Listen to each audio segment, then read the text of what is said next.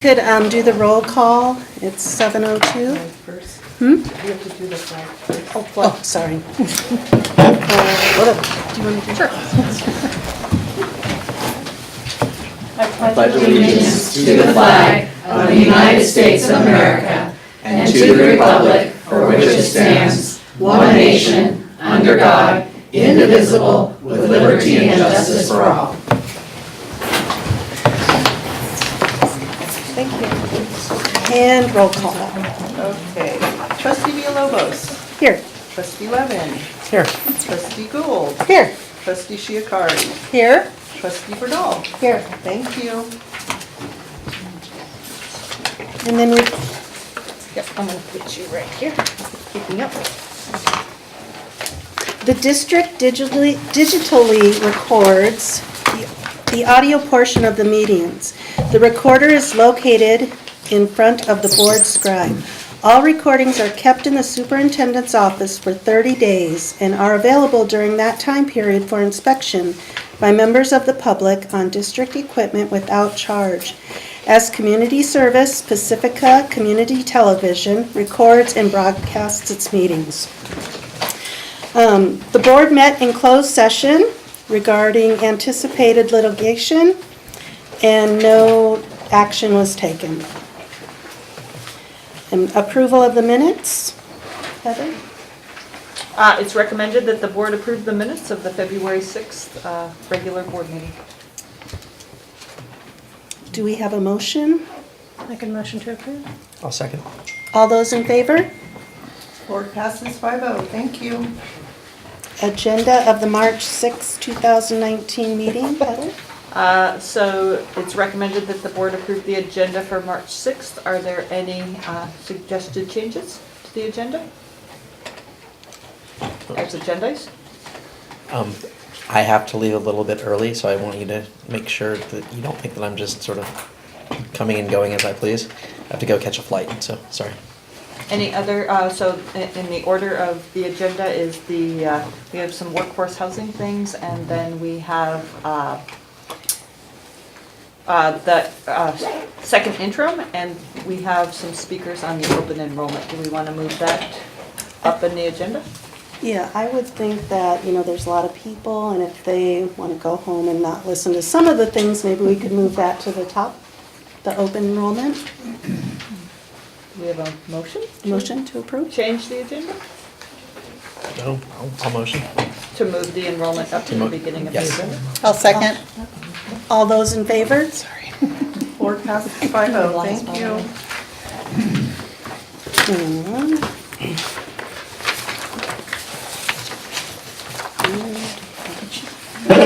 Number 9. Missed it. Excuse me, Trustee Villalobos. I know, just 1 second. There we are. Communications, sorry. What's that? We're trying to figure out. Trustee Villalobos, if we could approve the agenda and the consent agenda, is Oh, that what we're? okay.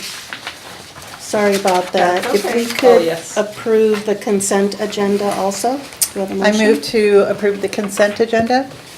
I'll second. All those in favor? Board passes 5-0. Thank you. Sorry. Communications. This portion of the agenda is available to the public to address the board on any issues that is not on the agenda. The maximum time allowed for a speaker is 3 minutes. LSEA? CSEA? People wishing to address the board? We have 2 speaker cards. The speaker topics are on the, so I wonder if this is open enrollment versus neighborhood. So should this happen during the time of the enrollment report, which will be the first item? And then the other one is workforce housing, so we'll do that at the time. Are there any other speaker cards? I'm sorry, I don't have a speaker card because I'm new to this country and this community, but I would like to talk about this issue as well, community versus. So we can help you get a speaker card, and Thank you. if you'll fill that out and submit that, we are happy to take them at the time we do that agenda item. Okay. Correspondence. Would anybody like to start? I'm happy to. We received from the San Mateo County Office of Ed at the early part of the month the approval of the first interim. I don't physically have a copy of that, but Laverne also got a copy of that. So we will post that to the agenda and share the details of that with you. Board Superintendent Communications. Okay, so the main thing since the last board meeting was the all-city concert where all of our bands, Cabrera Valimar, IBL Ocean Shore, all played at Terranova with the Terranova High School Band, which they had them raise their hands, almost all of them are former students. And it's always great to see all of them together. They fill the entire gym there. And it's a fun concert. They take turns playing and then they all play together. And Heather was there, so it's quite an event. And other than that, there was the coalition meeting, Pacifica coalition meeting. A lot of it was the different organizations. But the upcoming planning of Earth Day and EcoFest, which I think the main thing is the EcoFest was going to be on the 20th of April. I believe it's switched to the 27th because that's Easter weekend, Passover, and the kids will be gone, and that's most of the workforce for the beach camp, so because of the spring break. So I think it will be on April 27th this year. Okay. I attended our closed work study, which you did I too. guess I did too. On talking about upcoming negotiations and of course budget issues, which is always just a little depressing. So if there's anything that any parents would like to do for their children's education, I highly suggest you all look at full and fair funding issues and become acquainted with your senators and make your voices known. Because when school boards and staff keep talking to Sacramento, I think they turn a blind eye, but if every parent in California was talking to them, they would listen. I'll get off my soapbox. Had a check-in meeting with Heather. Maria allowed me to attend the SPED staff meeting, special ed. And as always, I'm so appreciative of our special ed teachers, CSEA, everyone who does so much for our impacted students. I stopped by the Ocean Shore School Book Fair and picked up a few books for my grandchildren, and I think most of the schools will be having book fairs, so just look for the big banner. They always have some great choices. Good for, Easter baskets and things. And then just to let you know, I'm currently reading a book called Reading with Patrick by Michelle Kuo, who volunteered with Teach for America in Helena, Arkansas. And it addresses a lot of different issues about race, the justice system in America. This is one of the poorest counties in America, and it's heartbreaking, but it's also somewhat inspirational. So I highly suggest it if you have a moment from not reading all the information we get from the state. So I attended a conference this weekend by the Ignite people. And Ignite is an organization that works with young women to get political and run for office. And it was a great conference with, we had some middle school girls, we had high school girls, we had lots of college women from Mills and UC Berkeley. So, it's great to see, continued interest in being active, activists by these young women. And then, and there were a lot of elected officials there too. We took a picture of all of us that were elected officials, and there were big crowd, like 25, 30 people, so it was kind of neat. And, but one of the things that we talked about was the census. And that since this will be almost a year from now, April of 2020, and I wondered how we would encourage all of our families to do the census. There's some legal stuff going on with some of the questions and that will all be taken care of soon. But we don't want to have part of our population of Pacifica families not counted, and the census is online. So no more paper census unless you don't fill out the online, then the paper census comes around to you.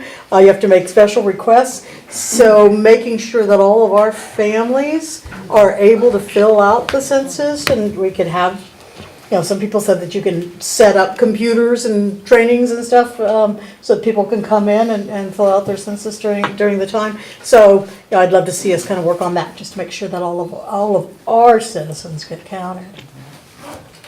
That's all I have. It's a lot. What have I done? I went to do some screening and rating of Kent Awards submissions, and that was fun. And we're going to have a good Kent Awards this year. Lots of very interesting interventions, if you want to call them that, or programs going on at different schools. The other thing that I did was this past Sunday I went to the Next Big Think, which was at the San Mateo County Fairgrounds, and it was put on by the San Mateo County Office of Education, and it was all about STEAM, and there was incredible art and science projects and music, and so saw our own Mr. Jared Katz. He's a third grade teacher from Cabrillo.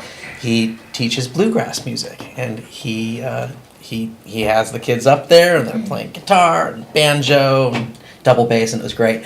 And then I was also really impressed by just looking at all of the science. I mean, some of the science projects that were going on really blew me away, really in depth. I mean, I could have sworn that this was like university or even graduate level work. Some of this stuff I was really blown away. So that was great. The other thing that I've been up to is I've been going to Sacramento for some quarterly meetings for at the California Department of Education for the technical design group, and we discuss issues of our accountability system, and then also the CPAG, which is the California Practitioner Advisory Group.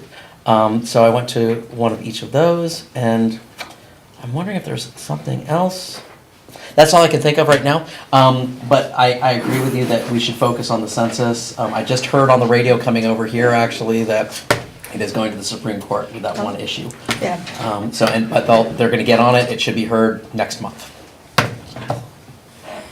I had kind of a quiet time. I've been doing some research about the workforce housing. I had a check-in with Heather and also met with a few community members.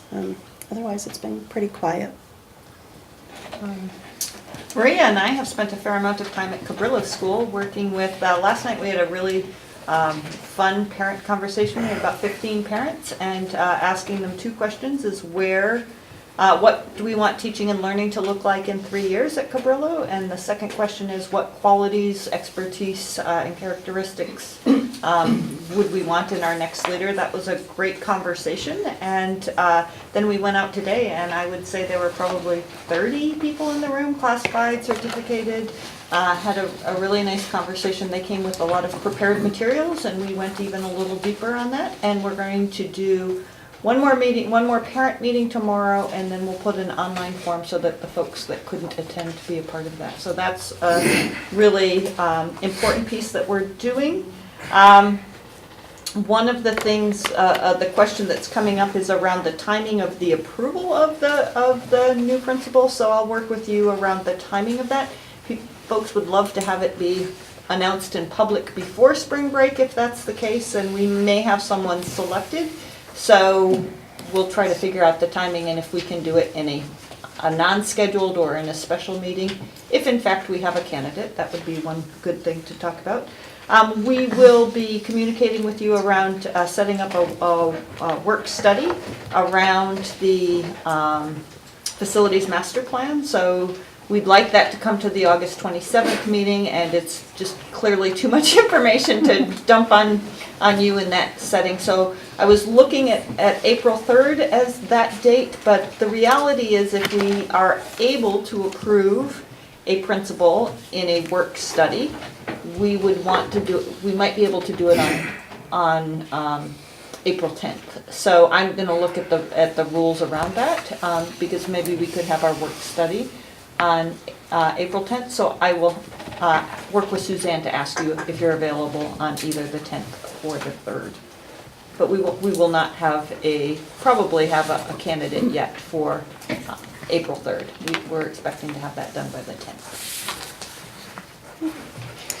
District business, district goals. The district values the goals provided in our local control accountability plan and strategic plan. All of the district board agenda items are tied to these goals.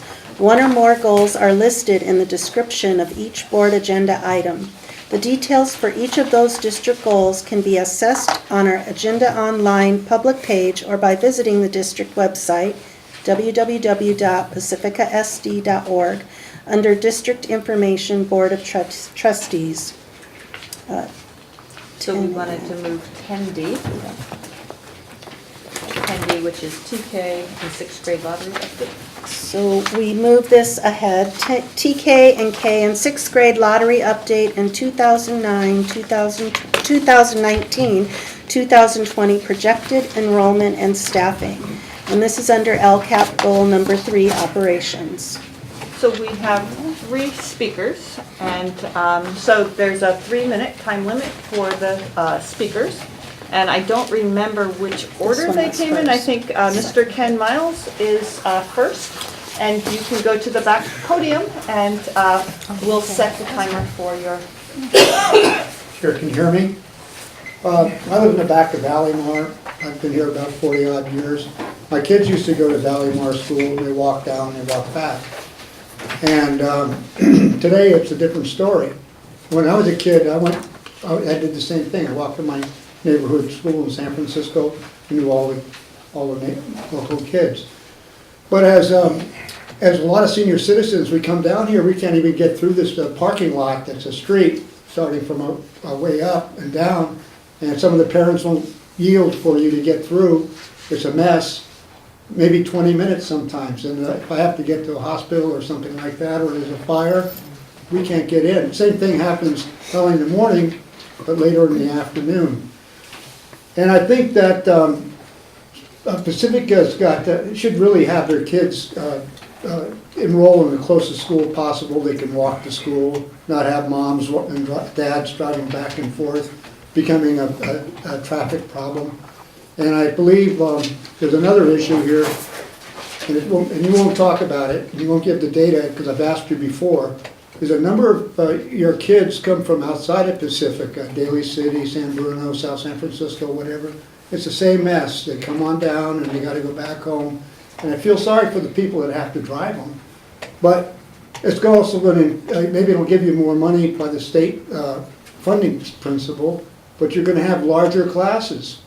And I thought the goal of teachers like the ones striking in Oakland is to have smaller classes where they can really educate their kids. You got a good school here. You're going to have them all jam-packed with people coming from everywhere. I don't see how you're going to do your job. Pretty much that's it. So we pay property tax and we pay your salary. So I think you ought to consider the senior people that live in this community. Thank you. The next one is Kevin McCluskey.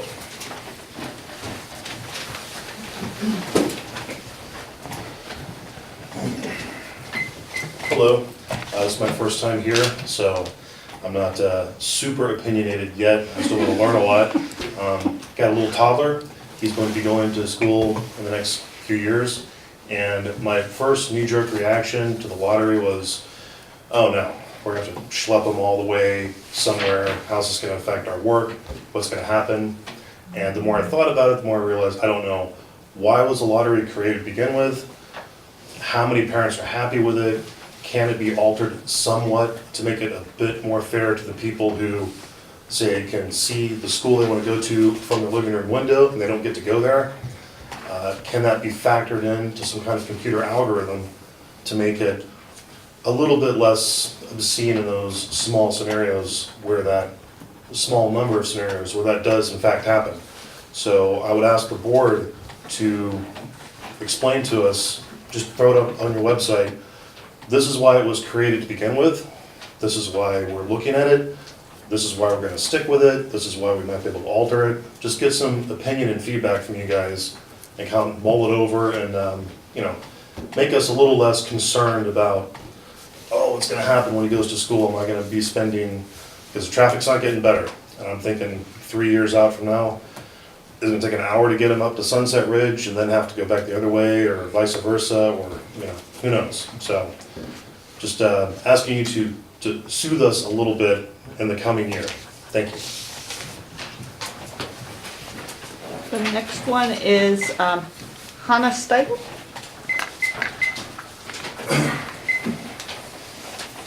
Hi there, that's me. I'm Hannah. I'm not American, I'm German. And first of all, I wanted to say thank you so much for doing the job you're doing. I heard you talking about reading with Patrick, like the suggestion, and Ignite, obviously that resonates well with me. I come from Germany. They're only public schools. You go to the school in your neighborhood, that's the good school.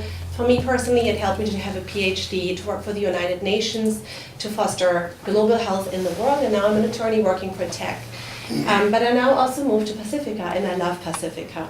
But I have a struggle with the traffic because I'm a full-time working mom, and I have to drive quite a while in order to be actually in competition with the parents who drop off their kids in Lindama or in the area close by.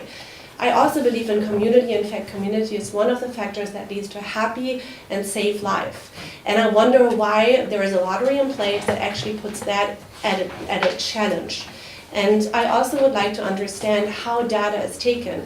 In 2014, a proposition was brought in, and it was challenged, and it was asked to have a software algorithm that runs and that would allocate kids on a really fair measure, and it was suggested by the board that this isn't fair because there might be a big brother watching. I work in tech as an attorney, and I don't believe in a big brother. I think that would be a great way to improve the current system we have in place, make it fair for everybody, make sure that kids from parents who are maybe not able to offer as much to their kids as I can, get a fair access to it, but also help community and help me get my kid go to the school that's actually close by. I'm in favor of even paying more money to kids who are having troubles otherwise, who are not in such a good position as I am, but I would like really my kid to walk to the school, and I don't have the time, honestly, to drive back and forth. My time is spent best if I spend it as an attorney, work for the community, and do positive things, which I am doing, and I would like you to consider it. Lastly, if I want to do this change and if I want to implement the change, I would like to understand how I can do it, what are the procedures, what are the things in place, what are my legal rights, and how can I actually start this change? Because I think parents in Pacifica do not like the system that is in place right now, which has nothing to do with the tremendous value you all give to the community, but what can we do to make it better and serve the people in this community better? Thank you very much. And just as understanding, we as the board are not able to respond to any of your questions at this point. So we'll have the presentation by Maria. Okay, thank you so much. Well, actually, all these comments are very timely. Since this is my first year involved with the lottery in Pacifica, and I've been learning a lot through the process, I thought this might be a good opportunity to just kind of refresh what some of the basic procedures are for the board for this process. So in addition to sharing with you some of the numbers that came up, we've established at this point for enrollment and staffing, I'd like to hit a few of those highlights for you. So if you, the first slide talks a little bit about the process, and looking at the groups in this way really helped me understand kind of the populations that we're dealing with through the lottery. The first group is what I've called the new residents. These are families who move into the district at whatever point during the school year. The process for them to enroll is to come to the district office. They are introduced to Marta, who is currently my administrative secretary, who does all of our enrollment. And just as an aside, I want to say that she's moving on to a different role in the district office in the next couple of weeks. but she has been phenomenal. She herself has only been in that position for, I think, maybe 2 or 2.5 years, and she has a really good grasp of the details and how to manage it, so much so that she has been really instrumental in helping me to understand it and to learn the process. So I want to give her public kudos for that. So families come in throughout the year. They, when they come in, they're given the packet of information that they need to provide and a list of the supporting documents that they need. We look and see what grade the children are in. We look for a spot in the district where there's a place for that child, or if there's siblings for both of those children together at the same school. And they establish a start date and they start as soon as they can. That's throughout the year. At a very regular time every year, the system in place for the lottery applies for the TKK group and for the 6th grade group.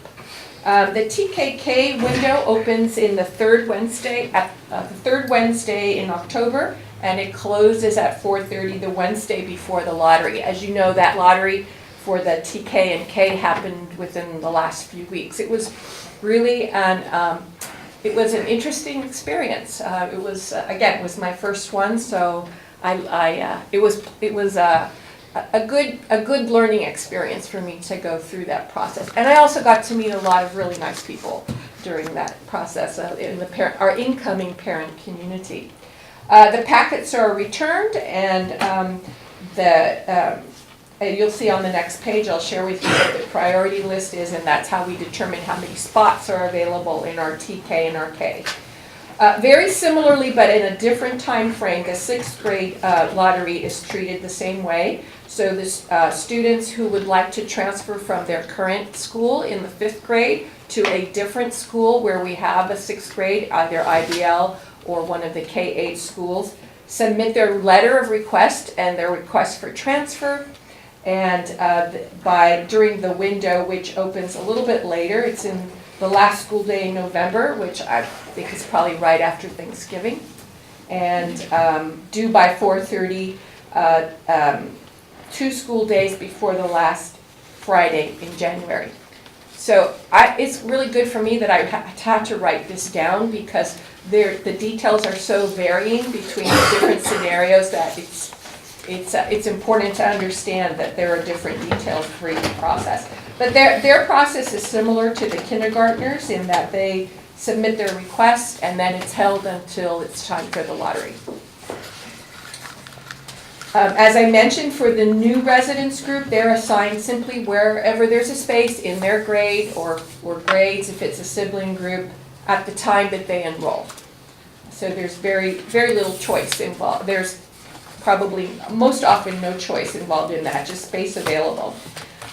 For the TKK and 6th grade, placement is determined based on priorities on the priority list, and then the lottery, those who are not one of the 4 priorities are placed in the lottery, and the available spots after the priority spots are taken are the ones where we place the children who enter the lottery.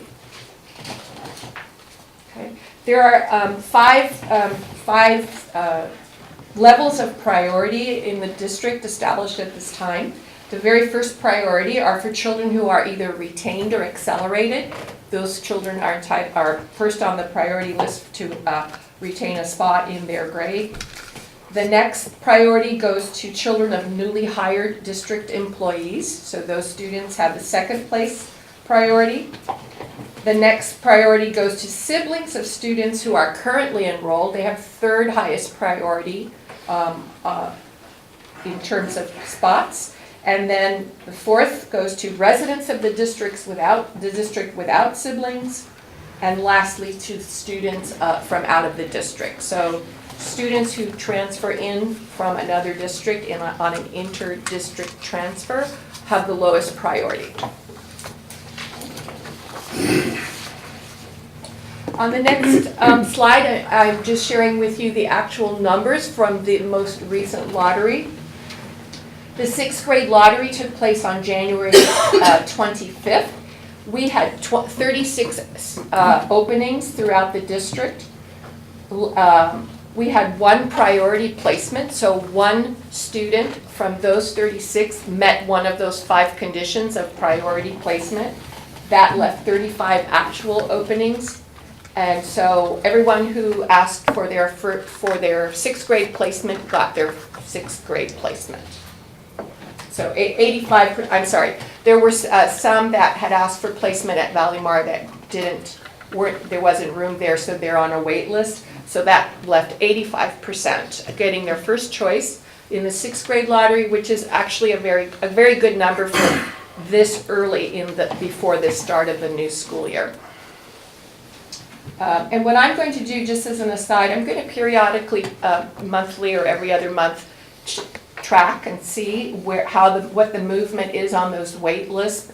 And what I'd like to do then maybe is in the fall or a little bit after the start of the new school year, report back to you what the change in that percentage who got their first choice was, so that we can see what the final number there was.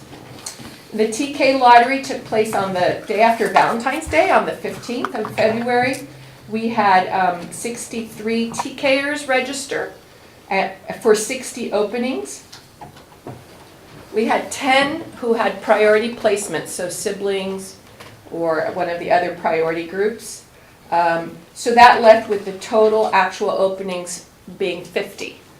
And so of those 50, 75% got their first choice. So the wait list for the TK group is fairly short. And there are 2 TK locations. Okay. Then the third group is the kindergarten lottery, which took place on the same day as the TK lottery. We had 358 registrants for 334 openings. Of those openings, 134 went to priority placements, which left us with 224 spots available for kindergarten across the district. So of those children, 74.5% got their first choice. I'd like to see that move up just a little bit. But as I get more familiar with the system, I hopefully will begin to understand how we can make that happen. Second choice, 7% of them got their second choice, and 5% got either their third choice or their fourth choice. Okay. Okay. So then the last slide with data has to do with our enrollment across the district at every school, at every grade level. And so this is another piece of data that I'd like to check back with you on periodically and just update you on enrollment as it changes. It typically changes, fluctuates during the course of the summer as people leave the district or people enter the district. So we might see some variation by the time school actually opens. But as you can see, our total number of students enrolled as of the date of this slide, so as of about a week ago, was 3,049. Okay. And this the calculation of the staffing here the projected staffing needs here is a very, very first brush. It is strictly based on the raw numbers. It doesn't look at things like where we have a need for combos or where we may have a class size that is too small to staff. So the numbers in staffing may also change just a little bit, but knowing that what the strict staff to student ratio is here gives us a starting point to work from to build our staffing levels from there. And again, it's still relatively, it's time to look at this, but we're at the early stages of it, so we have time to take a look at what those numbers will ultimately be. Okay. The last thing I did, I included as I was thinking about this process and preparing to share some of this information with you, I thought about, and also hearing feedback from parents, because we did get calls, especially after the TK and K lottery, and people were sharing similar comments to what we heard this evening, and I think, they're all valid concerns. I think for the coming year, what I would like to propose is that we review the process overall and take a look at, how it's working. And definitely at the very least, I think we could by the next lottery period, at least take a look at updating our methods. Right now, as you know, we actually use a bingo wheel with ping pong ball. It's very labor intensive, and what I learned from this process is that it allows ample opportunity for human error. And so it's not, as a parent, I would want to know that the process was completely reliable. So I think we could do better. But we'll have to do some research on that and see what other districts are doing. Somebody mentioned algorithm. I know there are probably lots of electronic ways that we could do it and maintain the integrity of the process, but perhaps just be a little more 21st century with it. And then the balance, I'd like to also, we've talked about it with Heather quite a bit, balance the placement of waitlisted students so that we, in advance of the process, take a look at our facilities closely and make sure that we are not clustering any students that are waitlisted only in one place, that we're spreading them around so that so that there isn't, because I think that could inadvertently provoke a tendency to see one place as the place I don't want to be, because it's not the place that was my first or second choice. So that we think is a little unfair to cite. So we want to look at, is there a way we can spread that around so that children who are waitlisted are throughout the district and not just in one place. Those are just some thoughts that we had. We probably will think of more things that could be looked at, but I'm happy to share that with you down the road.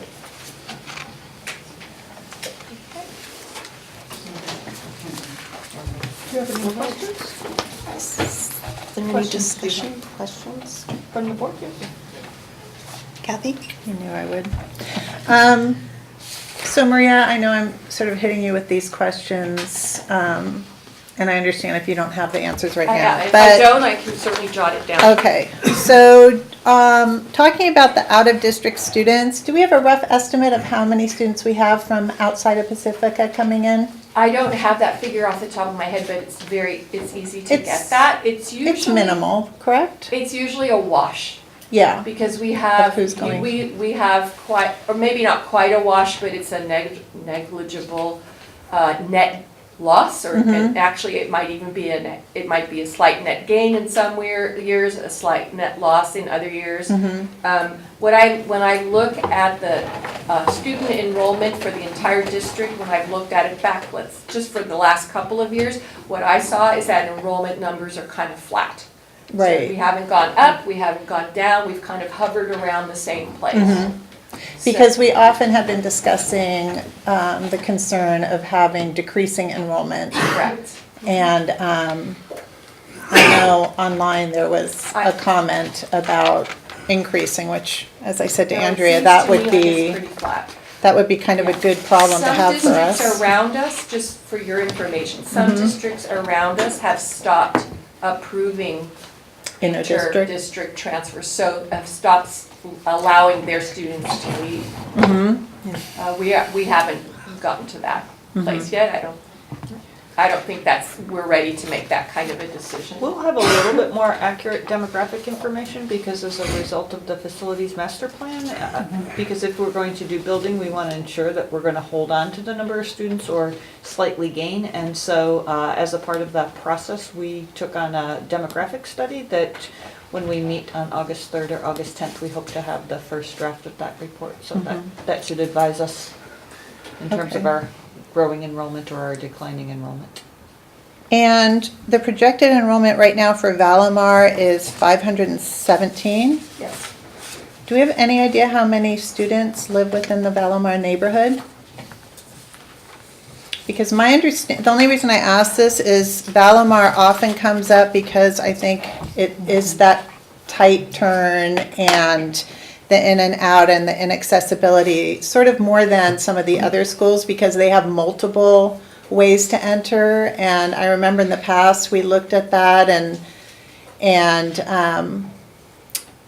so there would always be sort of a jam just because that school is so large and they can't fill from the Valimar neighborhood, my understanding. I could find that number out. I could find out that number for every school. Here'll be the trick about that, though, is we really don't have neighborhood boundaries. Right. So when you say how many Valimar students attend Valimar? I mean, actually in the Valimar Valley. Okay, so we would use the actual neighborhood, the city's designation of Correct. neighborhoods to as our boundary, is that? Right. Okay, 'cause Right. I can certainly look at that and see, just look and see who I think lives on what street. Right. It would be grueling, you'd have to do it by address. Right. Yeah. I believe, I can't 100% assure this, but as we were looking at with the demographers, is I think we will know where our students live, and that may give us that information as well. So we'll check with the demographers to see whether that's available. We did not do any study by school boundary because we don't have school Correct. boundaries. So, Correct. but we could tell by neighborhood. Yeah, I mean, my feeling is, even from the 15 years I was a parent in our district, the issue of the lottery and neighborhood schools, it rises up at times. And in the past, when it does, I think the board and the district have taken the time to really do a good evaluation. And I think this is, I think if we're not willing to evaluate our processes, there could be a problem. I don't think that anything is sort of the holy grail that we can't look to make sure that, just as you're saying, even the process of choosing. Yeah, I think there are some things that we could do with fairly minimal disruption to anything. I think it's, different models have pros and cons. I came from a district where we moved from a neighborhood model to an algorithm model, which is similar to a lottery because the algorithm is simply serving the function of the lottery. And the plus about that is you make very good use of your facilities, right? So you're not Correct. having one school that has 3 empty classrooms and another school where you have to convert your staff lounge into a classroom because there's no more space. Right. So there's that. But there is the heartbreak for families who have that, who would like to be as close to school as possible, that you may not be at your second or even third choice. You might be at your furthest choice from where you live. So there's trade-offs for sure. And honestly, the lottery system 20 years ago, I really understood the reason for it, because 20 years ago our school communities, our schools were very different. If you went to this school, it was a very different experience than if you went to this site. And I think over the last 10 or so years, we've done a lot more sort of district-wide. And while you still get a flavor of how things are delivered, I'm not sure it's quite as strong as it used to be.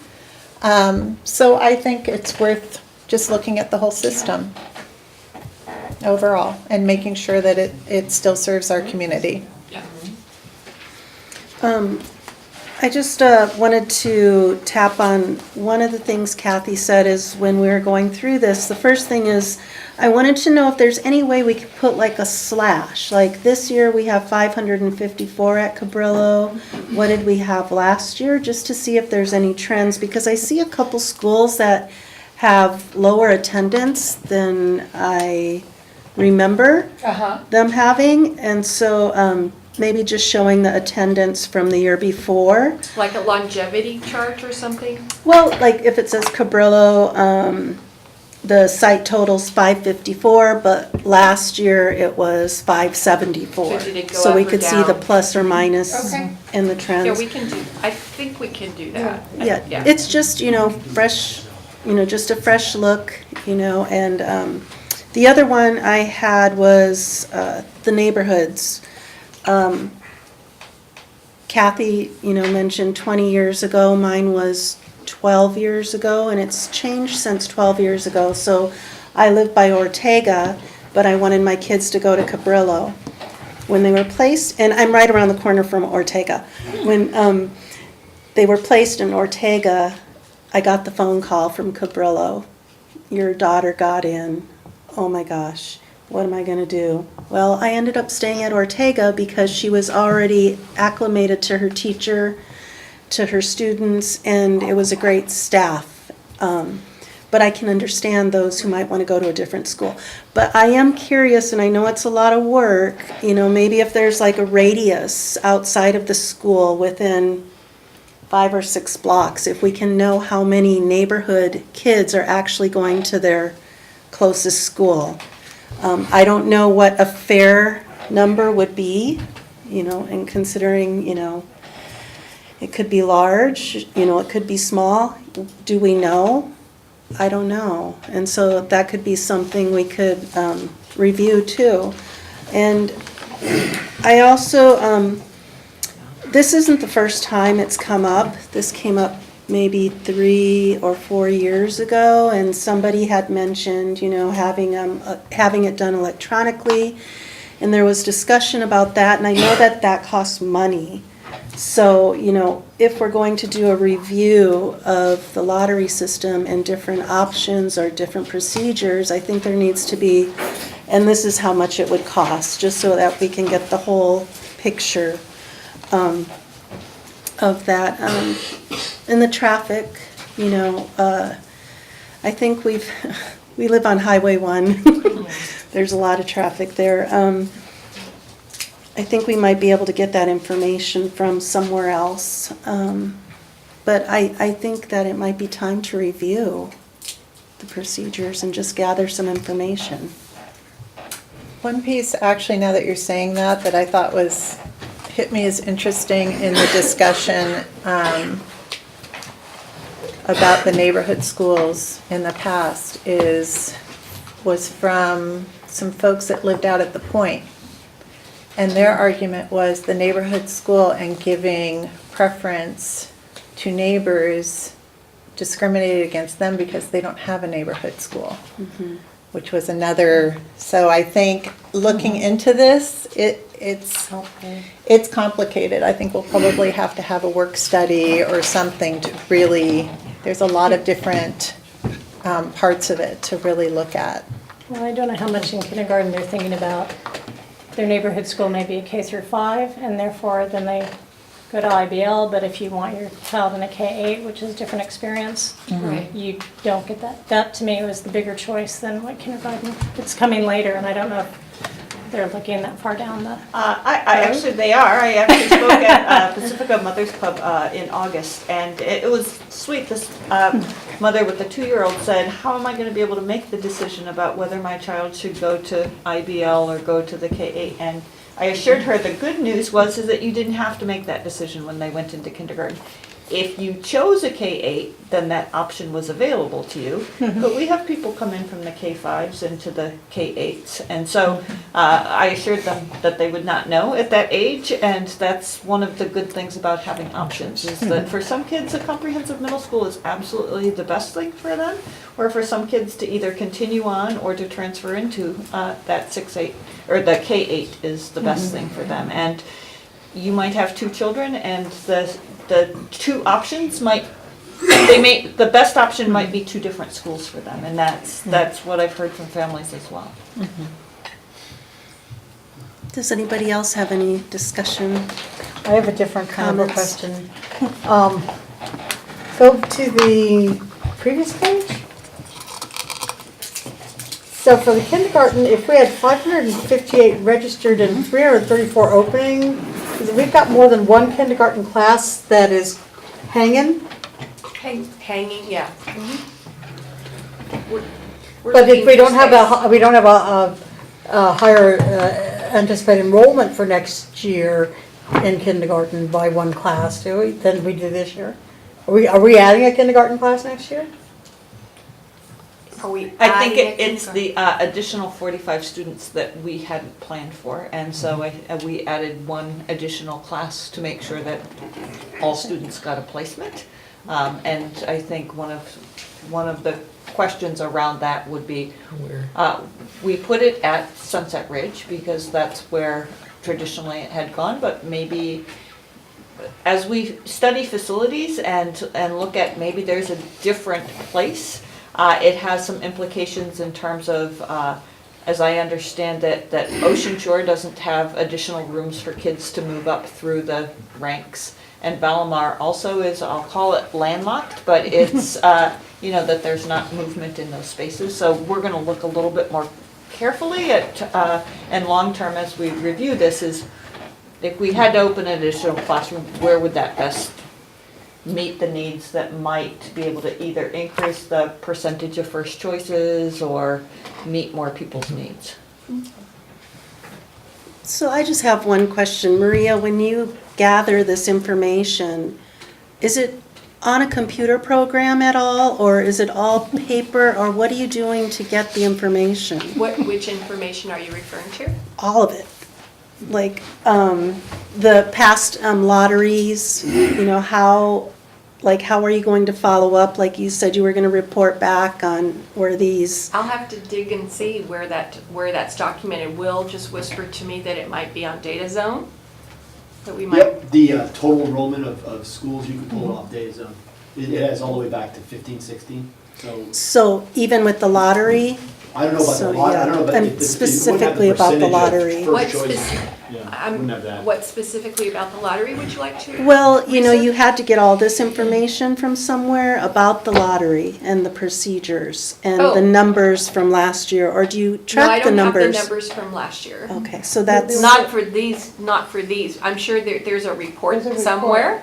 I'm sure that this was reported last year and previous years to the board. So we could pull those reports and compare that way. But in terms of having it stored electronically somewhere, not to my knowledge. I was wondering how accessible it is to you, or how difficult it is. We'll do what we can to find it. I'm sure it's falls into somewhere. the category of updating our procedures. So that could be a huge benefit moving forward if we moved electronically. So I mean, some of these numbers, the numbers that we're looking at with the first choice, your distribution of first, second, third choice. There's also the waiting list issue. How many of those people actually got into their first choice by virtue of being on the waiting list? And that would be interesting to see. And moreover, not all first choices are in their own neighborhood. That's correct. Right? We chose Cabrillo. We live in Shark Park. So, and that was our first choice. We were really lucky. We were sitting there biting our nails, the ping pong balls going around and all that. So I've gone through it. The only thing that wasn't there was popcorn. They should give out free popcorn to everybody while you're waiting. So I think that there is a lot of information that might be really difficult to get at for past years, but if we move to an electronic system. The only other thing that I wanted to say is that, these are flip sides of the coin. Open choice is really good because you have choice, and if you want to get the best fit for your child, that's great. And it's also very important when there are large discrepancies or differences in quality of education. Now, I think where you were going with this is that, educational quality is more or less pretty standard across our schools, which is a great thing. And then it leaves the only difference, for lack of a better term, flavor of the school, right? And what's the better fit for your child? For us, we felt it was Cabrillo, and that's why we were willing to go, 4 miles out of our way or whatever to do that. So the flip side of this coin, though, is to go to catchment areas. So you have to go to your neighborhood school, right? And you give up a lot there as well. I can think of one school where we would, where that would. Actually, for a number of our schools, people would say, I hear from a lot of parents that we don't live in this neighborhood. I mean, luckily I heard from some people out here that maybe we should just go with a modified lottery system. And what we're talking about there is going from a clean lottery to one that's weighted, right? And that's an imperfect lottery. It's nothing wrong with that. It's not a pure random thing. Right. So I think this gentleman over here talked about an algorithm that might give more weight to your neighborhood school if that's your first choice or something. And so, I would suggest that we also look to what other districts have been doing. So San Francisco's been doing this for a really long time, and it's far more complicated there because they have a lot of schools. And they allow parents to make as many choices as they want. So, I know I've been through once before, a look at and a change at how we determine school assignments. And it's a lengthy, long, and sometimes difficult process. So I think we want to have more conversations about how far and what do we want to do and how soon. and just going back to the choice versus catchment area, I mean, I think we need more information from the public, from parents, and see how they're feeling right now. In addition to the data that we already have, that is first choices. Well, what percentage of those first choices were within neighborhood versus outside the neighborhood? Because, when you read this, you might think, oh, all those people wanted their neighborhood school. That's not necessarily the case. Right. Well, and the other part about it too is how it's maybe very surprising how different that 74.5% changes. Because, people move or people make choices for another school, and a lot of times by the time school starts, that percentage has really increased as people have moved or made other decisions. So Would it be helpful to bring up an update back in the fall to do that comparison? yes, thank you. The other thing I was thinking of is the equality thing, because we have the list of priorities, right? And so if you're a single child and you have, siblings, district employees, is that one family with one child going to keep getting bumped because new people are coming into the district all the time? And is that fair? Or is it not fair? And so that would mean looking at the priority list as well. I think really the probably in an immediate sense, the place where we could have the most impact would be to look at that and maybe revisit the priorities. So single students and the firstborns, right? Because they Right. don't have that siblings. And that's actually, as we studied this, is what I really learned, is that it's the firstborn or the single. Does anybody else have any questions or comments? I like that this is an evolving process, because I think my earliest memories were the people camped out in lines at the school that they wanted to, and I guess you have to camp out for a few days in order to get your placement. So the lottery system was a great improvement to that. And so now it may mean that we need to at the very least computerize our lottery system, or, have something that's a little bit more up to date and less ping pong balls falling all over the place, kind of an atmosphere. So, I like that it's a evolving process. And we, just to let you know, because I see your hand, we can't have a back and forth. So we're actually up here talking to each other. Anybody else? No? No? Thank you. Okay. 10A, contract with Brookwood Program Management LLC for management and advisory services for development of workforce housing. And this falls under LCAP goals number 1, operations. And Josie. Thank you. So these next two items have to do with our workforce housing project. And as you know, we've been working on this for the past couple of years, and so I did include a little bit of the history on the background for this item. Josie, I'm sorry, I missed, we had one workforce housing request for Mr. Matt Levy, and I wondered if it would be, this is the appropriate time, or is it the report is the appropriate time for him to speak? I'm looking. So the first item is really a contract with the consultant, Brookwood Advisors, who we contracted with back in the fall. Okay. The second item is a PowerPoint presentation to answer some of the board's questions. I'm thinking that Mr. Levy might want to, I don't know, it's up to you which item you want to speak on. 10B is probably more appropriate. Perfect.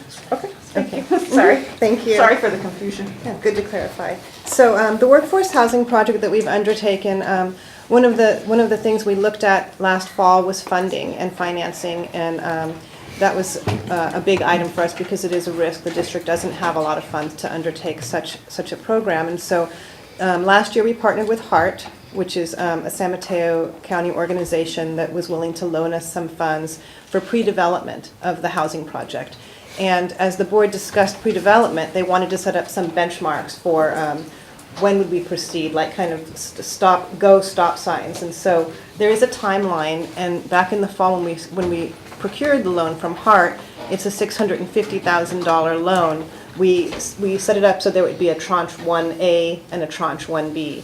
And tranche 1A was some pre-development phase of feasibility, some things that you contracted Brookwood to do. They completed that phase in the fall, and the next phase was the RFP phase. So we met again in November, a little bit close to our timeline, probably a little bit behind, and the board reviewed the current budget, the current project, and all the feasibility, and that was the point where you were going to determine if we should move forward with the RFP, request for proposal. And so when we had first contracted with Brookwood, we only signed the contract for the portion of the pre-development feasibility up to the amount that HART had lent us, so that we wouldn't be drawing the whole $650,000, but would only draw on the first $325,000.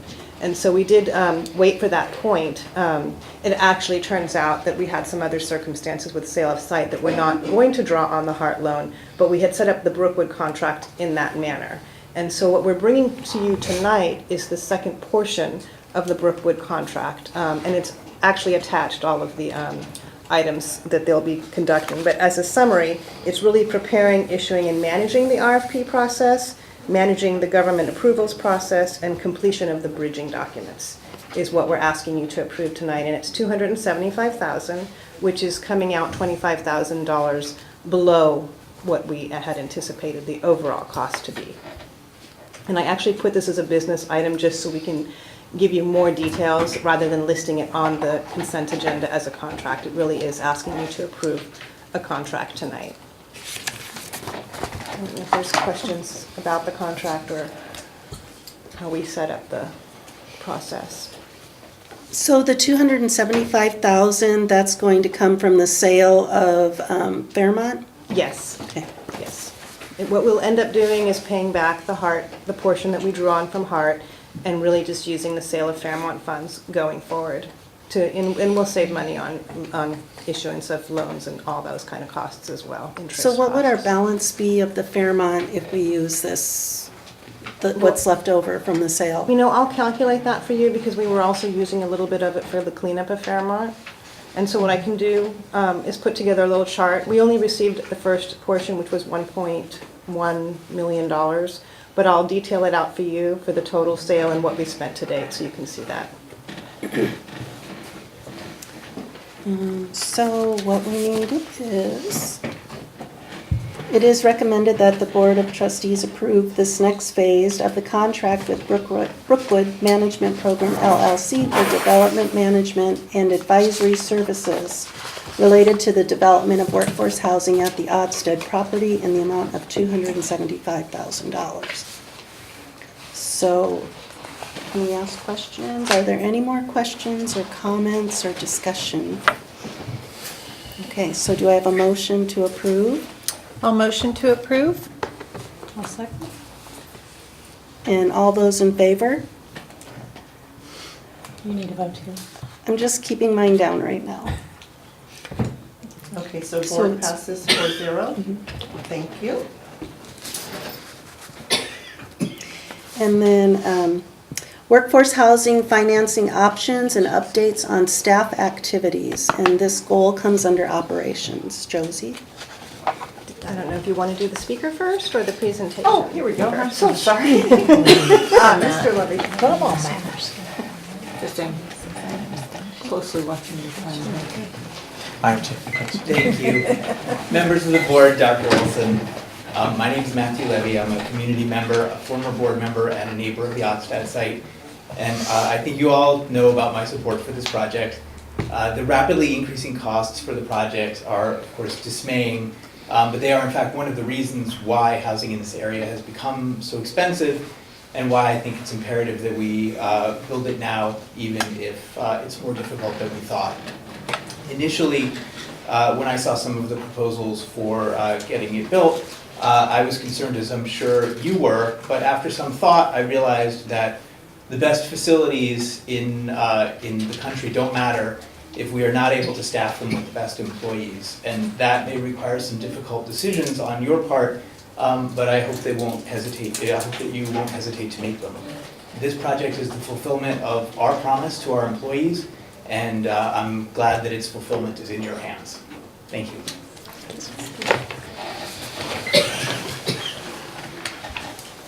All right, so Josie? Okay, so tonight we're going to have a presentation.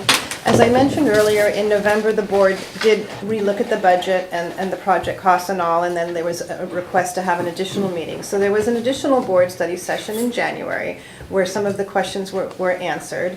And we've scheduled this again so we can continue to answer some board questions and some additional questions that have come up about financing that you had posed at the last meeting. And thankfully, Makiko and Catherine are here as our financial advisors, and they're going to be able to answer the financing questions. Heather did put out a staff survey, and so she can also answer your questions and go over the results of the staff survey. So this one is a PowerPoint. I don't know if we can do The PowerPoint, and this evening, shortly before the meeting, we recognized that we left out one of the slides. And so this is in the presentation, it's posted on the website, and so everyone should have access to it. Yeah, thanks for mentioning that. So the one slide that was added is slide 7, which is the comparison of the Jefferson High School District rents and the Pacifica School District rents. And so it's going to throw off your page numbering from what the hard copy you have to what's being projected will be a little bit off. So thank you for coming, and they can come to the podium and present. Okay, so we have a copy, and then are we going on this one? Or we doing both? Are these the same thing as, are these same as up there? Yeah, but we Okay. have, okay, so you'll just scroll down to. Are these two the same? Seven is not gonna be on. They are the slide that we accidentally left out is in this one. Is in this one, Right, so okay. this is the most accurate one, it's missing the one slide on the neighboring district. Got it. Oh, okay. Change smaller print when we get If that. pops up, then we can we can switch over. But right Okay. now, we gotta go with this one, and then when we get to slide 7, we're gonna have to. It's a technical difficulty. We'll use the posted one until we get to slide 7. Perfect. Sorry. Okay, I think I have the first couple slides. Will, Yes. or are we still swirling? No, yeah, we're still swirling.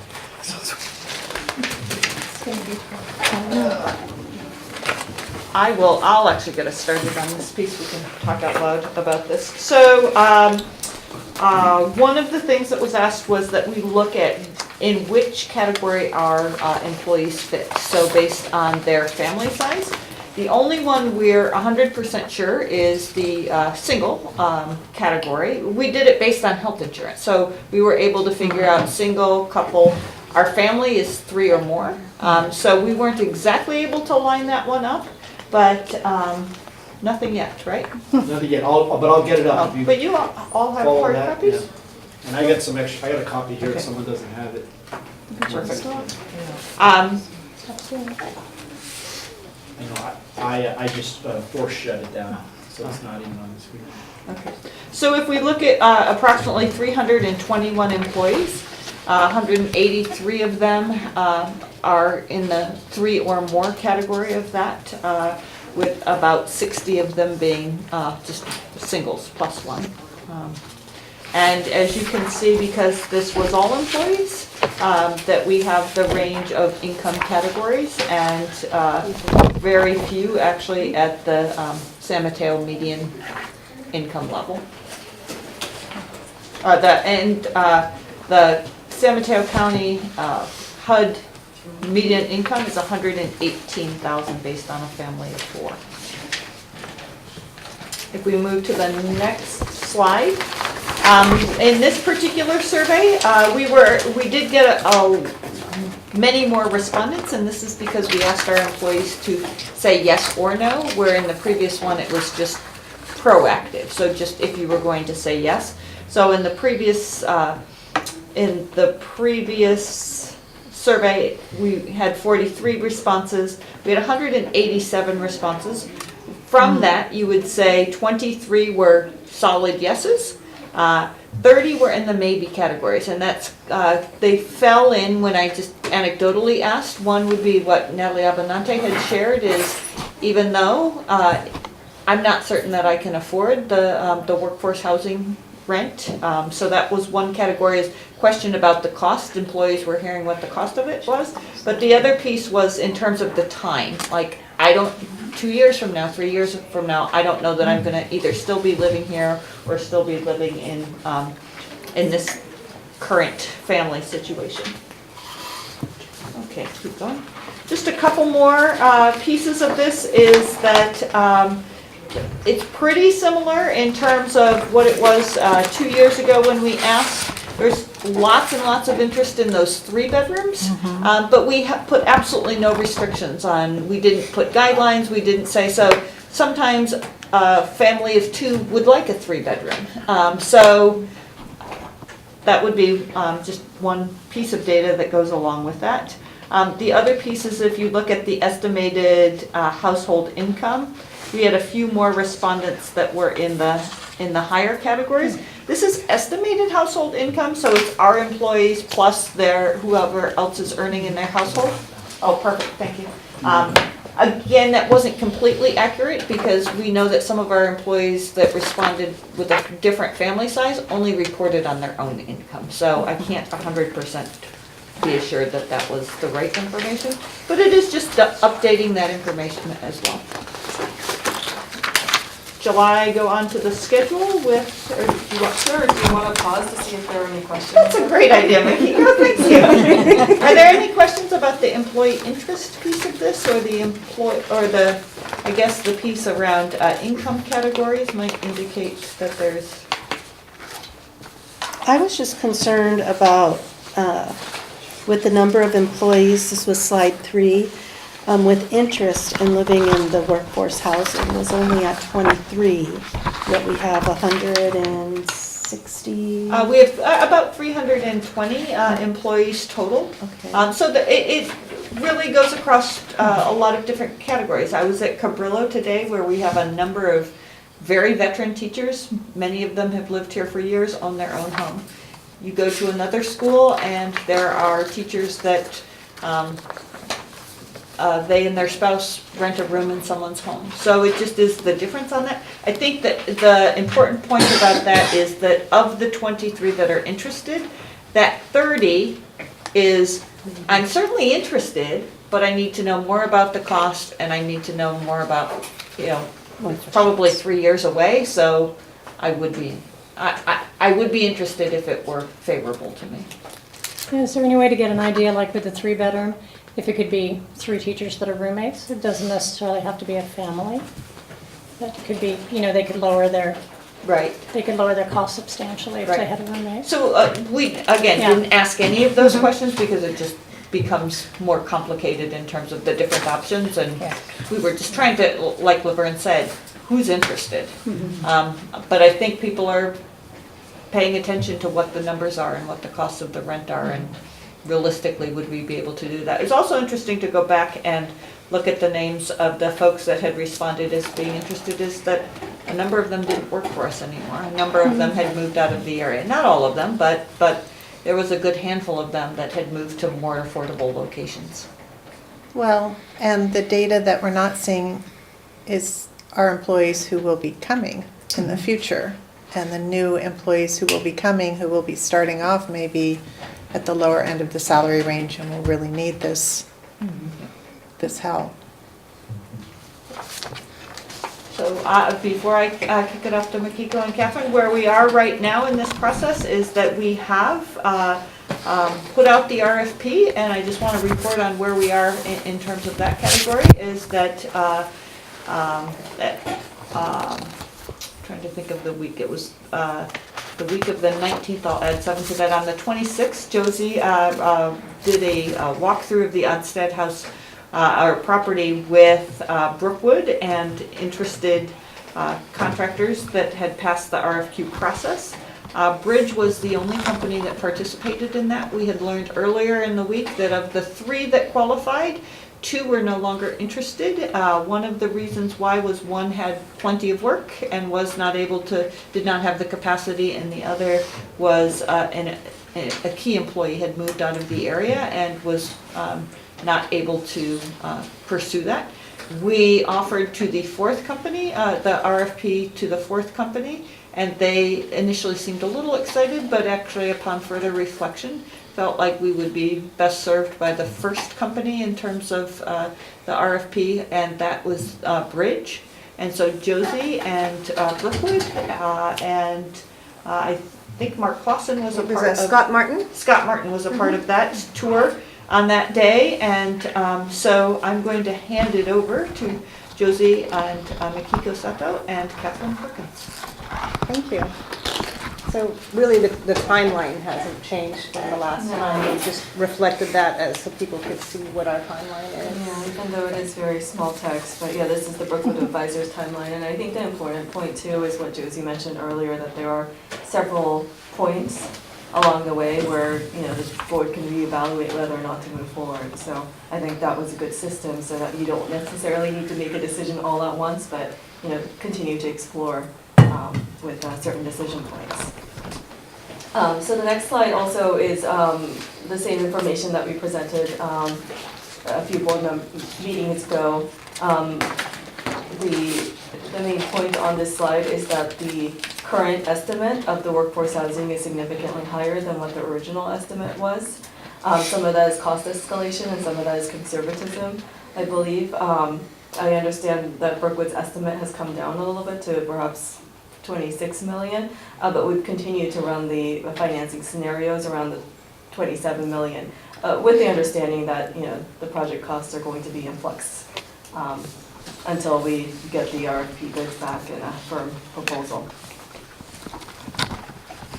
And slide 7, again, we wanted to just review the number of units and what type of units will be in the current design.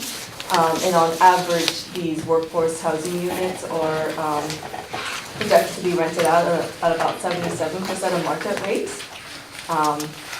That's the latest analysis that we have received from Brookwood. That's the update. This is the point that I emailed you. Yeah, that's the update. Yeah. So, and then on the next slide, we also, There's the Jefferson slide again. oh yeah, the next slide, That's the yeah. one. There was a question about how the 77% the subsidy would compare against other school districts in the area. And so the summary of that is shown on slide 8, the new slide 8. So just to be completely transparent about that as well, Jefferson Elementary has, in a presentation, publicly shared their figures when we spoke to them to confirm those figures and make sure that we were accurate. They said that it was too early in their process to be confident that those numbers were the case. And can I say something? I also pulled Jefferson Elementary, which was also public information, and their totals were more like $225 per square foot. So I think their one bedroom was 700 square feet, so like 1,500 for a one bedroom. That's just, you know, what they had on their website, the information, and so comparing the other ones. I think one thing to note as well is the type of project that we're building is not as dense as what the Jefferson High School District is building. And so there's a little bit of comparison issues with the size and types of buildings that we're looking at as well. And also I would add the financing options that they're looking at, you know, rely more on the general obligation bond program. So there's a difference in the project scope as well as the difference in the financing that they're considering. All right, so I'm going to pass it on to Catherine with a more detailed analysis of the financing options. Sure, thank you. So this slide here, again, is the same exact slide we showed you back in November.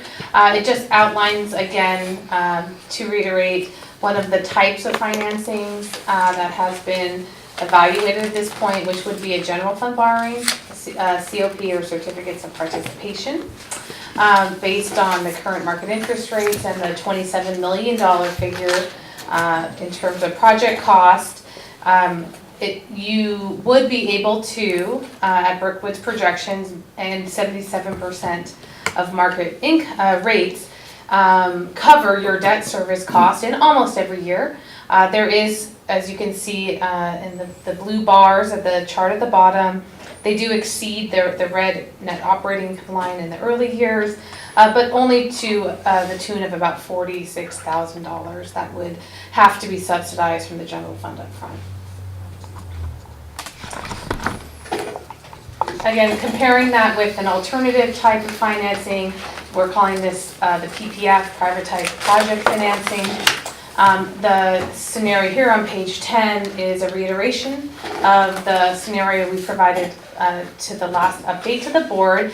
Again, the privatized project financing would be a borrowing that does not encumber the general fund. So it would not put the operating at risk of the district's education.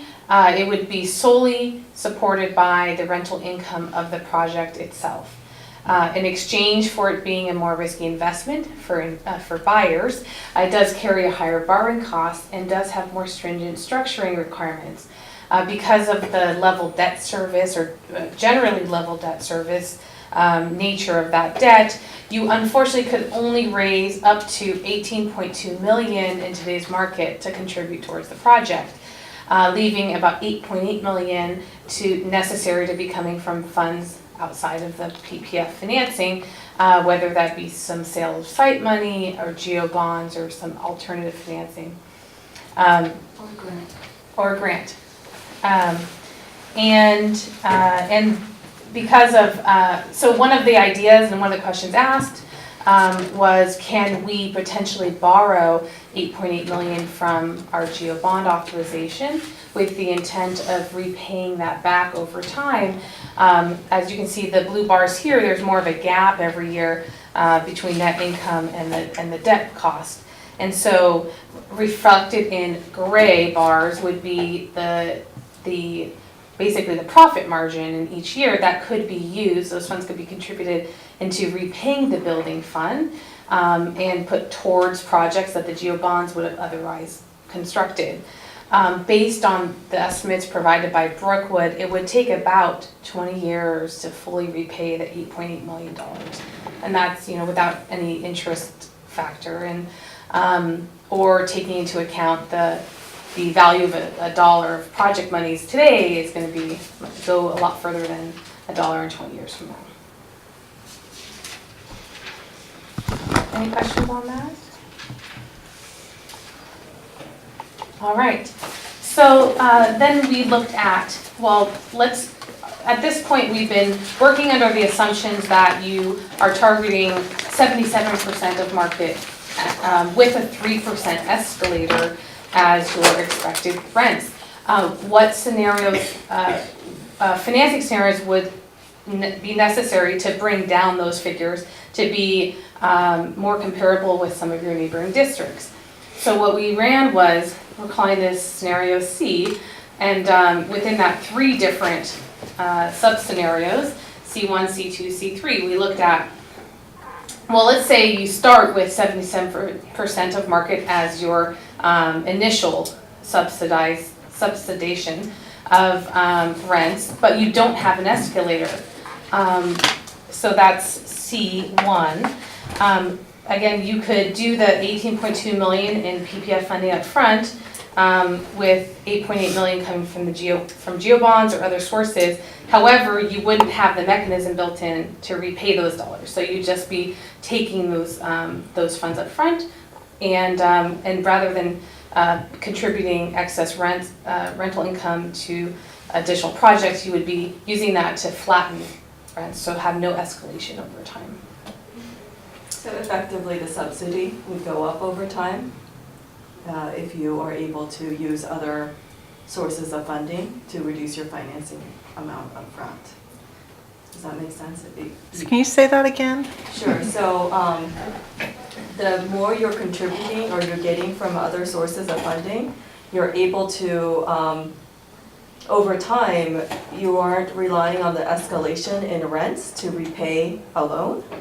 And rather what you can do is keep your rents level, which effectively means assuming that rents continue to increase, that your subsidy increases over time.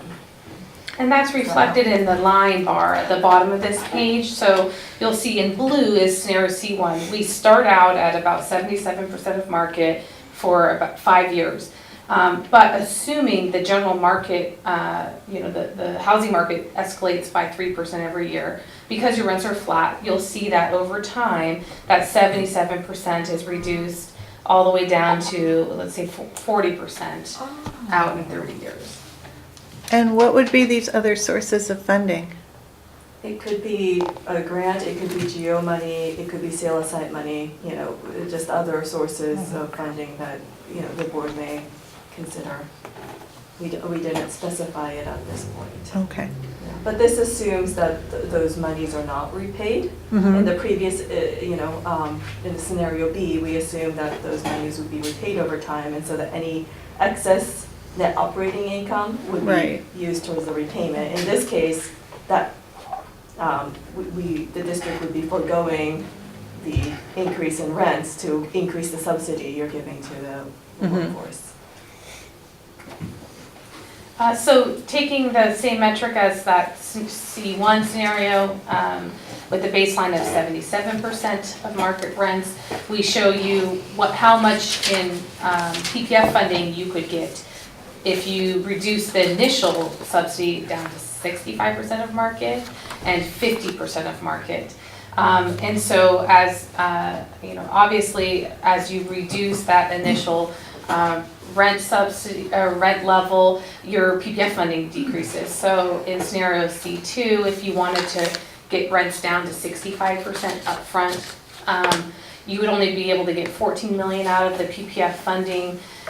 So you would need to increase the amount of funds from the GO program or other sources to 13 million. And then again, if you wanted to do 50% of market rents, your PPF could support $11 million with about 16 needing to come from other funds. And I'll point out also that the scenario C is a combination of other funding sources in the PPF. If you did COP and other funding sources, the numbers would be slightly different. Your contribution would be a little less than what we're showing here. But again, the COP, the benefit of the PPF is that it protects your general fund. It really insulates it and just securitizes the rental revenue. And because that's a lot of information to process over a number of slides, the last slide in the presentation is merely a matrix summarizing some of the key factors going into the various scenarios that we updated to this evening. So that's what we had to present. Hopefully we covered the questions asked, and happy to answer any other. So the COP and the PPF, they're both looking at about the same amount of time for repayment, correct? That's correct. Yeah, it's about 30 years.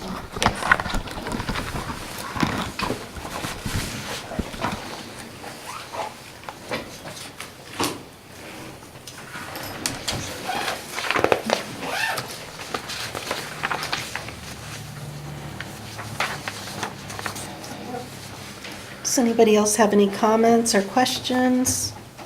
I need to really digest this for a while, honestly. It's a lot of information. It is a lot of information. I mean, I appreciate the factoring in reducing the rents, because to me that, with the escalation of costs on the project, while that was bad enough,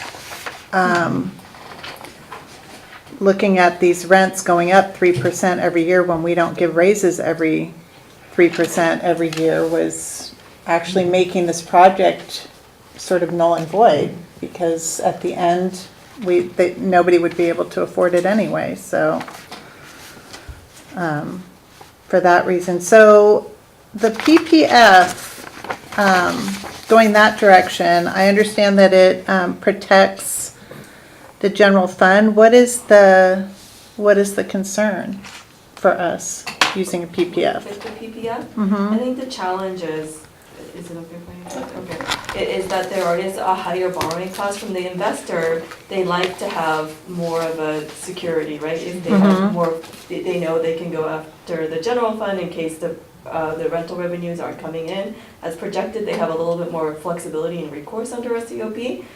So in order, because they are securitizing something a little bit narrower, they are requesting a higher borrowing rate. So the borrowing rate will be a little higher. And the Okay. district would be more limited in its structuring options. In a COP, we can do escalating debt service over time, whereas in a PPF, we're looking at the level debt service. Okay. So that's why we're a little bit more limited in how much we can raise under the PPF scenarios. Okay. So, Thank you. are the rents more stable under the PPF or the other financing? You could theoretically shape a COP in the same level debt service nature of the PPF. We're just not showing that scenario. That's certainly an option and would raise a little bit more than 18.2 million here. So the answer is yes, you could do that. It's just, we didn't because it's a lot of scenarios. They showed the most conservative scenario. Yeah, for this exactly. evening. But if we did a COP with a level debt service, it wouldn't raise the full amount. We really needed to use the full escalation to raise the full 27 million. So, see if I can get this out correctly. How committed are we to what we rent each unit out to with the PPF? Do we have to stay where we are, or is there any way that we can lower the rents?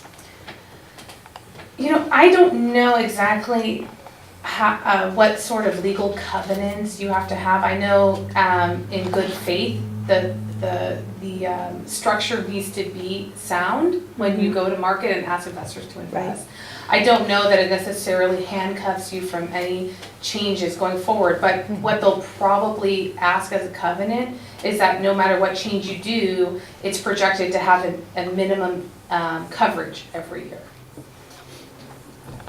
So you couldn't lower rents to a point where you're just barely able to pay the Right. loan. They want about a 20% cushion typically, right? That's Yeah, the typically. 120 is the. 20%.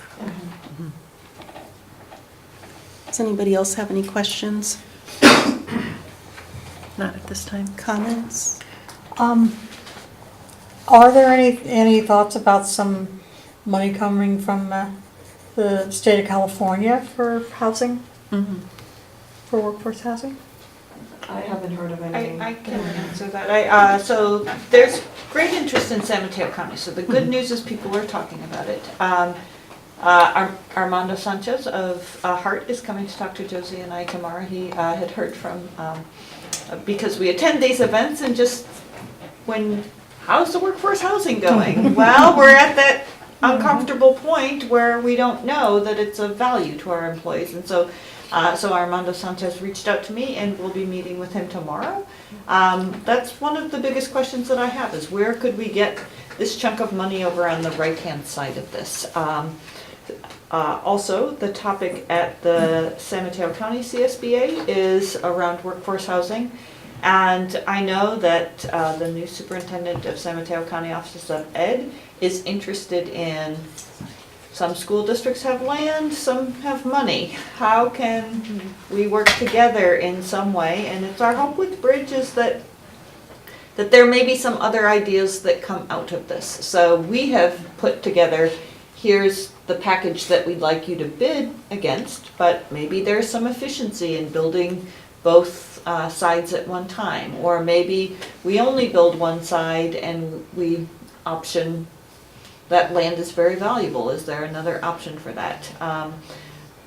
The one that I'm hoping and dreaming of is some kind of funding or low-cost loan that we could get to help us in that category. I'm not hearing about that yet, but I figure if I talk to enough people and say it out loud that maybe someday it will come true. Don't disparage your superintendent for hoping and wishing. Kathy would say, "Oh, you're so cute."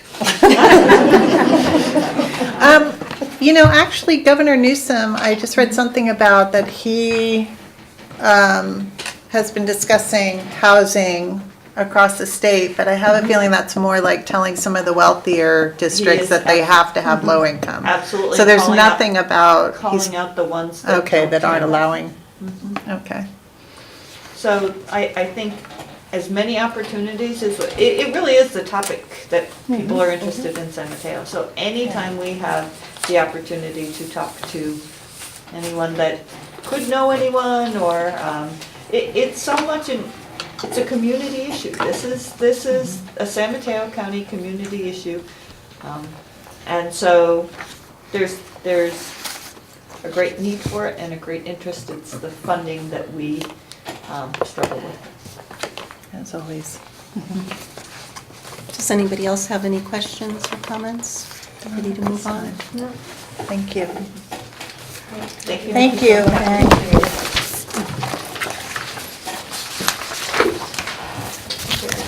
So it's 8:40. At this point, our next presentation is probably a long chunk. It's probably about 45 minutes of just kind of getting our timing down and making sure that if anyone needs to stand up and take a break. I think we would like a 5-minute break. Thank you. Thank you. Bye-bye. Thank you. Yeah. Yeah. Good girl.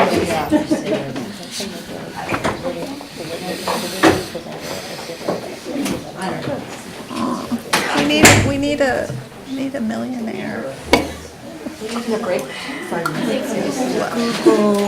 Yes, we need a Bill Gates or somebody that's gonna just write us a check. All right, how late are we anticipating tonight? Well, she said this next is 45, and then we've still got, And we got, the rest are kind of, it should be quick. I think the rest are kind of quick, so maybe another hour? Say hi. How are you? I haven't seen you in a while. I should stand. Oh, yeah, I gotta stand up and stretch and go to the bathroom and just kind of like get my body ready. It's kind of depressing. Yeah, well, you know. A little bit. I know. Is it far? No, it's really close. It's across the street from where this is. But, you know, I don't know how long it lasts. So that's 45 minutes. Looks like Another 10 o'clock. hour. Yeah. Maybe 9:30.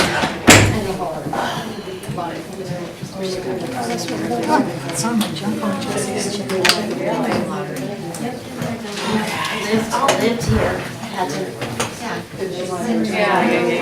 Boy, Jesse kind of snuck out of here. He did. I didn't even notice he was chair was empty. I did not see him go. Coming from south.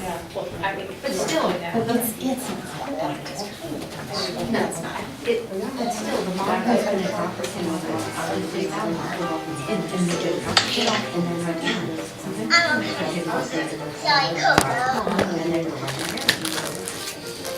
you still don't have enough facilities. You're not even running, we have kids across the street and you're still driving. The 20-year-old sent me this video saying, why didn't I have a bunny like this? He's huge. Yeah, this one's I'm getting so excited. And then when it's not. Why is this exciting? That will be interesting. That will be interesting. I was actually excited. I'm like, oh, I gotta go to that meeting. Oh, no, she let him in. I love numbers. In the house? Well, no, that's the front door. Oh. Heading towards the. Like statistics, the end result. What is wrong with these? Yeah. children? Yeah, I was kind of fascinated by all this. Yeah. So that was good. But they're sitting there, and the dog goes, slam against the big window, and I'm like, Hi. was there a raccoon or a cat? Can I stay? See you. Thank you. All right. Well, yeah, we always. Yeah, 45 minutes. That sounds exciting. We all try. I don't know here. Thank you. Or you can go on YouTube at 3 o'clock in the morning. No, I am not a wake up at 3 o'clock a long time person. I'm not.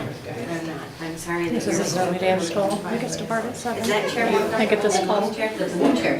These are fine, I'm actually. telling you right now, In the there's a car, new in the chair. parking lot, and he's still at work.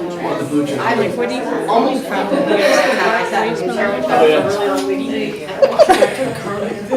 It's like 90, it's like 7:30. Then of course it's like the worst, talk about the traffic. I just wanted to say hi. I missed a couple of meetings. But, you know, Yeah, where have you been? Girl Scouts, man. Girl Scouts. I had to sell my cookies. Okay, Where are the cookies? Yeah, and you didn't bring any? What the heck? What's wrong with you? I did it. So one meeting was on my birthday, and I had to wait. It was 4 meetings, so.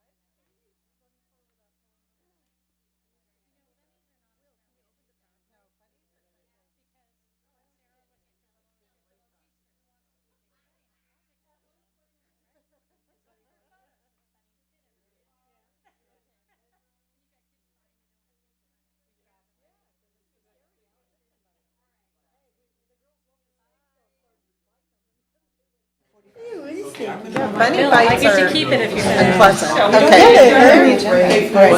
Ow! Sorry. So it didn't work too well. What was We that? adjourned at 8:45. We adjourned. Re-adjourned.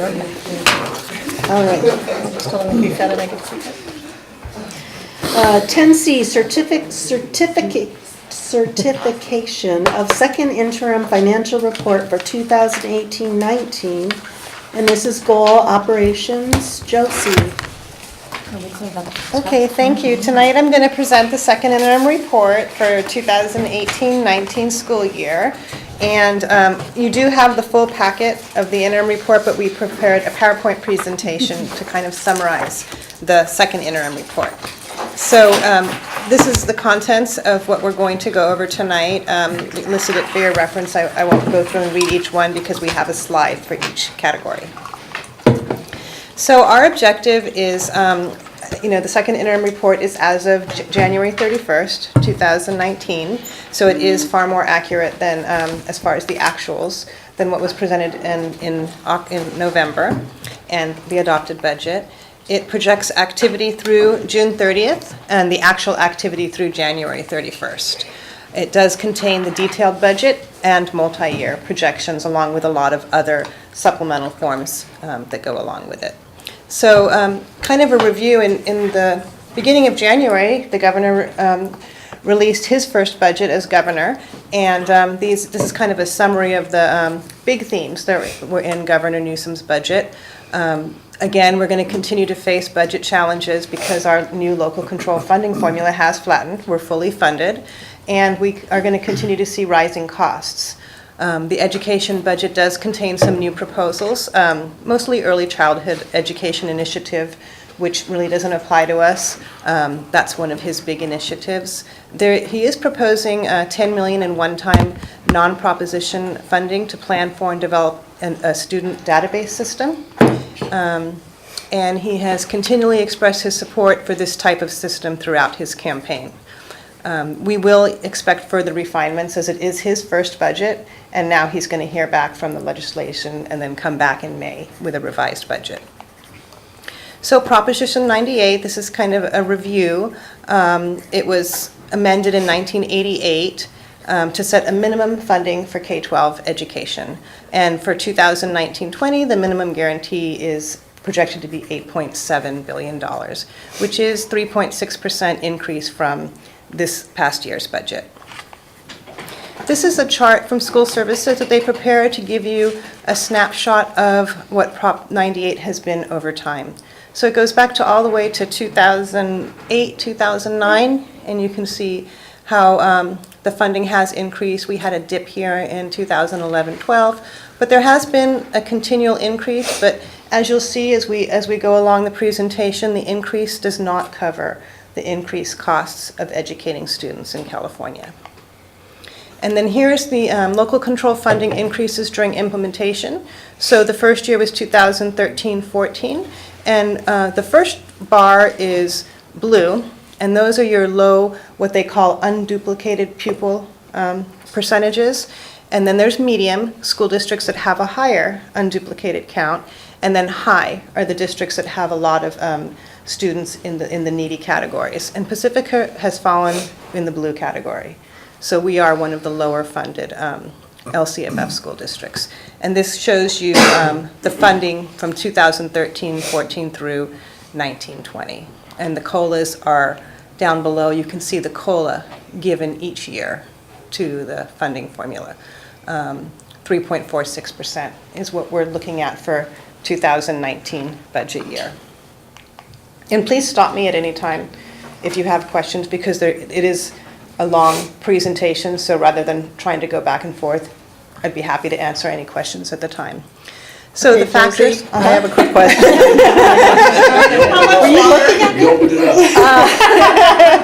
up. Just a quick question about Governor Newsom and the Early Childhood Education Initiative. Is there any indication if we might benefit at all, like in our TK program? Is this going to be a completely separate program? I haven't seen anything in the overall that we would benefit. It's like for districts that have state preschool, right, Maria? It's And 0 to 5. And we don't have that. There was some facilities funding for either TK or kindergarten when you have a lack of facilities, and we haven't at this Okay. point qualified for that. I But see. that's a good question. Okay, thank you. Okay, so the funding factors, when you're looking at the local control funding formula, it is a 3.46% COLA for K-12. And this is, so you can see the components of the funding formula. It's done by grade level, and there's an amount per pupil per grade level, and you can see the increase by grade level, and then what the funding will be per grade level in 1920. And this is a snapshot, so you can see what School Services has presented for the COLA in the out years. And you know they do change when we come back in May, these percentages could change. You can see the change from the 18-19 interim report to the governor's new budget. We had an increase for 1920, another increase in 2021, and then there's a projected decrease for the next 2 out years. So we'll come back in May and update those projections, but it is always in fluctuation for the multi-year. It's really hard to project 2 years out. Now, this is something that Governor Newsom has brought up to the forefront of his budget, and it hasn't been, to my knowledge, proposed by previous governors, is he acknowledges the difficulties for school districts in funding pension plans for what's called the STRS, employer contributions. And so his proposal does include $3 billion in one-time funds, and part of that would be to reduce the employer contribution, how much we're paying for each employee for their retirement, and the other part would be $2.3 billion towards what's called the outstanding liability, to kind of reduce the liability balance, which would in turn help bring the contribution rate down. Now, this was just his proposal. The legislative analyst did come back shortly after the governor's budget and has not been in favor of reducing the employer contributions in 1920, 2021. And the reasoning behind that was the report said it didn't seem that it would be good to reduce it in years when there's funding for school districts. It would be something that you would reduce in the lean years. So we'll have to see in May how if that comes. It doesn't really make sense because we do need the funding. We can't cover these STRS increases, but that was his initial. And then he also proposed delaying the $2.3 billion. So not funding it right away, but delaying it in later in the budget year to see where the budget was. So it'll be interesting to see where the proposal comes out in May. But for second interim, we're not going to include these reductions in our multi-year, just to be more conservative. And this is just a chart showing you the CalSTRS employer contribution rates, and you can see the current is the blue, the top line, and then the red is Governor Newsom's proposal of where the rates would be going forward. And so for Pacifica, what does that correlate to? If we were to include this in our budget, there would be a $1.1 million over 4 years in revenue, or a reduction in expense for Pacifica. So it'd be a positive impact for Pacifica School District. And so with the COLA, it is included in the second interim because we use the current figures in the projections for COLA, and that's about a $704,000 increase over the multi-year. And for STRS, if they were to reduce the STRS contribution, it would save us $397,000 over that 3-year period. So we'll have to wait and see how it comes out in May, and then we can adjust our figures for our adopted budget. So this is just a chart kind of summarizing, so you can see it in detail by year, the two big impacts. The first column is the COLA, and you can see for 1920 the increase in COLA increase, and then how it decreased a little bit in 2021 because the projections for COLA went down. And then down below, the chart shows a cumulative increase over the 4-year period. And then for STRS, it shows the impact of STRS and the cumulative impact. And that's what we shared with you on the previous chart, the $703,000 and the $397,000. So $1.1 million positive impact for Pacifica if we were to be able to include the STRS impact in our budget. So just reviewing the components of 2018-19, our enrollment, which Maria just reviewed, has been pretty steady. Our official count was 3,112 students. A little bit of change, week by week, month by month, but it's been remained pretty steady. Our attendance is what we're funded on, is about 96% of enrollment is 2,955. And then right now we were estimating, we're 11 students down from last year.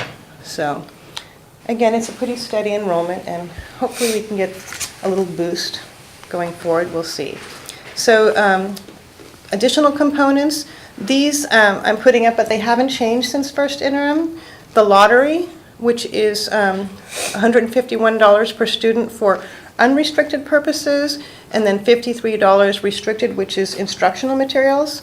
And then the mandated block grant is $31 per student. The one-time mandated cost reimbursement is the same as first interim, $184 per student.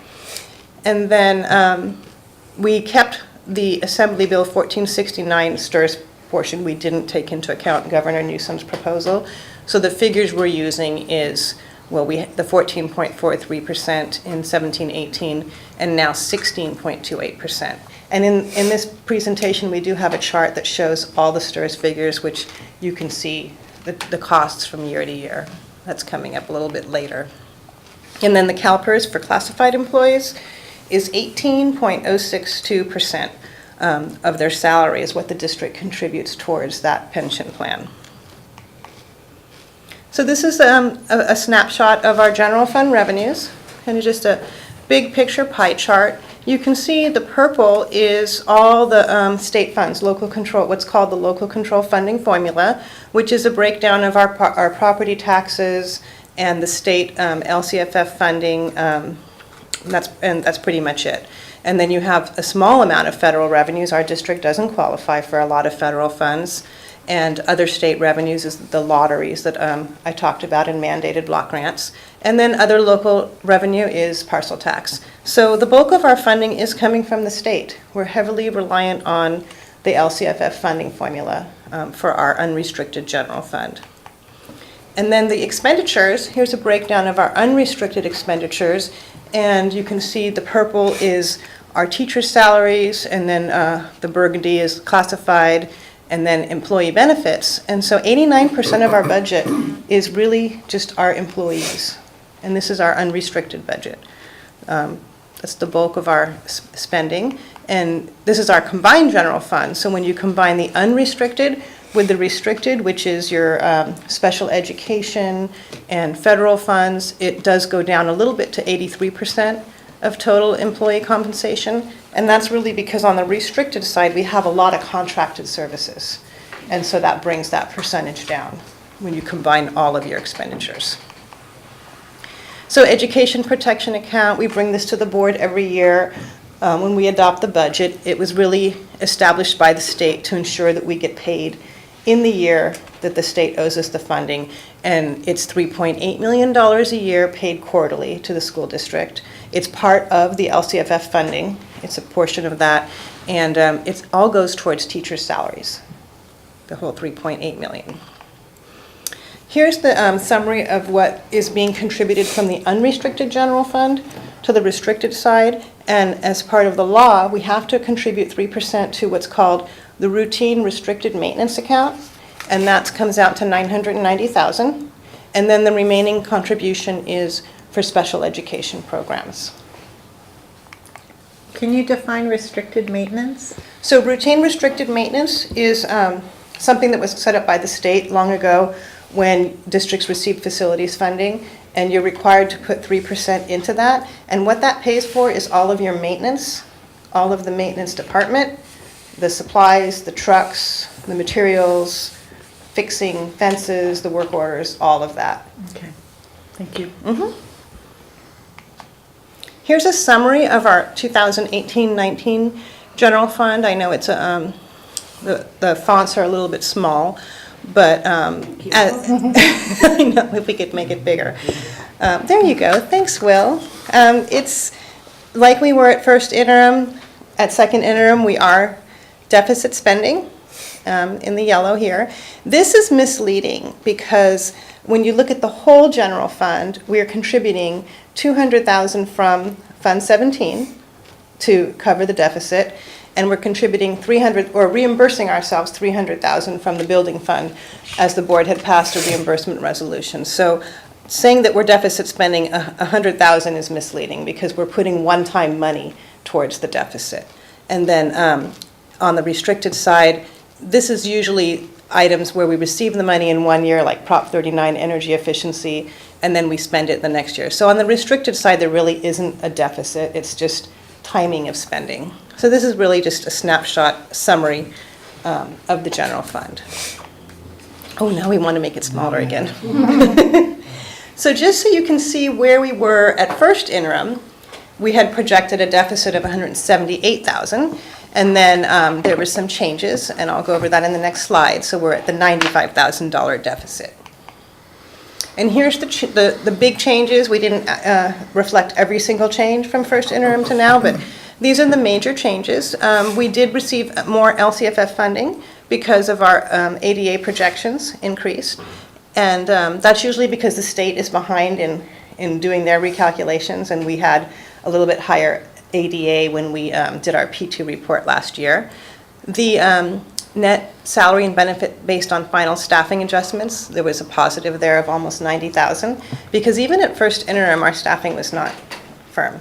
We filed that report pretty early in November, and we didn't really have all of our staff in place. There was a little bit of a decrease because we've just been kind of going back and forth with psychology, contracting out versus employees, and so there was a change there. And then, there's also a change in special education from first interim. So the total change was 83,000. And then here's a summary of our components in our ending general fund balance. We have the revolving cash account, and then legally restricted balances are things like Prop 39 or lottery that goes unspent. And the deficit spending adjustment is kind of like you're using your one-time money to cover next year's deficit, so it's reflected in that manner. And then our reserve for economic uncertainties. So when you look at the general fund, you'll see an ending fund balance of $1.6 million in the reports. And this one's a little bit small too, Will, thanks. Here's a summary of all of the funds that you would be approving tonight. The first one is the general fund. We just went over the 1.6 million. The child nutrition fund has a balance that just carries them for a few months of cash flow.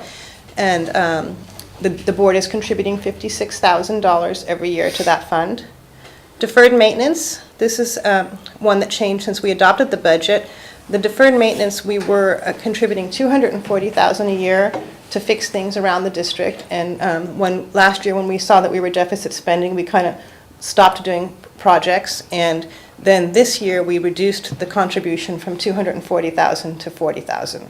And that was part of our budget reductions when we had come to the board last year with an adopted budget acknowledging we needed to make budget reductions. Now, the $40,000 that we contributed, might not be enough. We have our bond, we have our facilities master plan, but not everything that happens will be able to be charged to the bond. When fences break, certain repairs, small things, paving projects, might not fit into the facilities master plan. So we might have to relook at the $40,000. We're being very frugal right now and not doing any projects, but if something were to happen, $40,000 might not be enough. What's the next one? The special reserve fund. This is what's called Fund 17, the board's additional reserve above 3%. So that dropped from the 733 to the 542. And when you look at the multi-year, you'll see that that's going down because we're continually drawing on Fund 17 to cover our deficit spending. Other post-employment benefits, so we established Fund 20 to keep funds for the retiree benefits because we do pay for our employees for 10 years single coverage for when they retire. And so we've kept about a year, a little bit more than a year of cash flow to cover that so that the general fund is not in further deficit spending. So we're not increasing that fund, but it's pretty much just covering 1 year's worth of costs. And then the building fund, you can see went up to 18 million after the draw of the bond. We drew $18 million. Capital facilities is Fund 40, and that was where we were putting a lot of the lease income, and we had to shift that into the general fund to cover our deficit spending. What we do have in capital facilities now is we have the Heart Loan, and we also have the sale of site funds. Actually, I'm mixing it up, Laverne. There's two different funds here, but go ahead, ask your question, and then I'll explain. Oh, you said, I didn't catch the last thing that you said for the fund. So it's sale of site, and I was mixing up capital facility with capital outlay. So let me go back to capital facilities. That is what's called Fund 25. It's your developer fee account, and those are the funds we receive when the city of Pacifica collects permit fees, and they go to the school district, and those funds are very restricted to areas of growth. And so as part of our demographic study and our facilities master plan, we want to try to match these funds with projects in areas of growth. So that's Fund 25. And then what I was saying earlier, capital outlay, this is the Fund 40. And there's less than $1 million. What this is comprised of is the Heart Loan and the sale of site funds. And so that's where we used to be able to deposit our lease income, but now we're using it to fund our deficit. And then the tax override fund is something we have no control over. The county manages that when they collect the tax. It's like a pass-through account, but we've listed it there because it is part of our packet. So that's a summary of all the district funds. Continue on. So the state revenues, oh, what's happening to the screen? Okay, I was wondering what happened to the title. So now we're going to talk about the subsequent years, because part of the second interim is we have to also project 2 years going out. And so we're projecting, to be conservative, a slight decline in enrollment over the next 2 years. When you look at the actuals, it's not a huge decline, but we are being conservative in projecting a small decline. The state revenue is also projected to decline in 1920 because this year we received the one-time discretionary funds from the state, and so for 1920 we have to subtract those funds. And then we have a reduced transfer from the special reserve fund. So looking in the out years, I'll show you what the transfers are, but we're not expecting to transfer as much from Fund 17. And just a reminder, it is a source of one-time funding. So we've also removed the one-time bonus cost because all of the employees did receive, most of the employees who were employed last year received a one-time bonus in December of $750 per employee. So we backed that out of the multi-year budget. We did include step increases because all employees do receive a step increase every year. Not all, but based on your placement on the salary schedule, you move down the salary schedule per year, and then they can also increase based on college units. So we have that included in the budget as well. And then we did keep the STRS projections and PERS projections from the most current, what's been approved by the Assembly. We did not use the governor's new projections.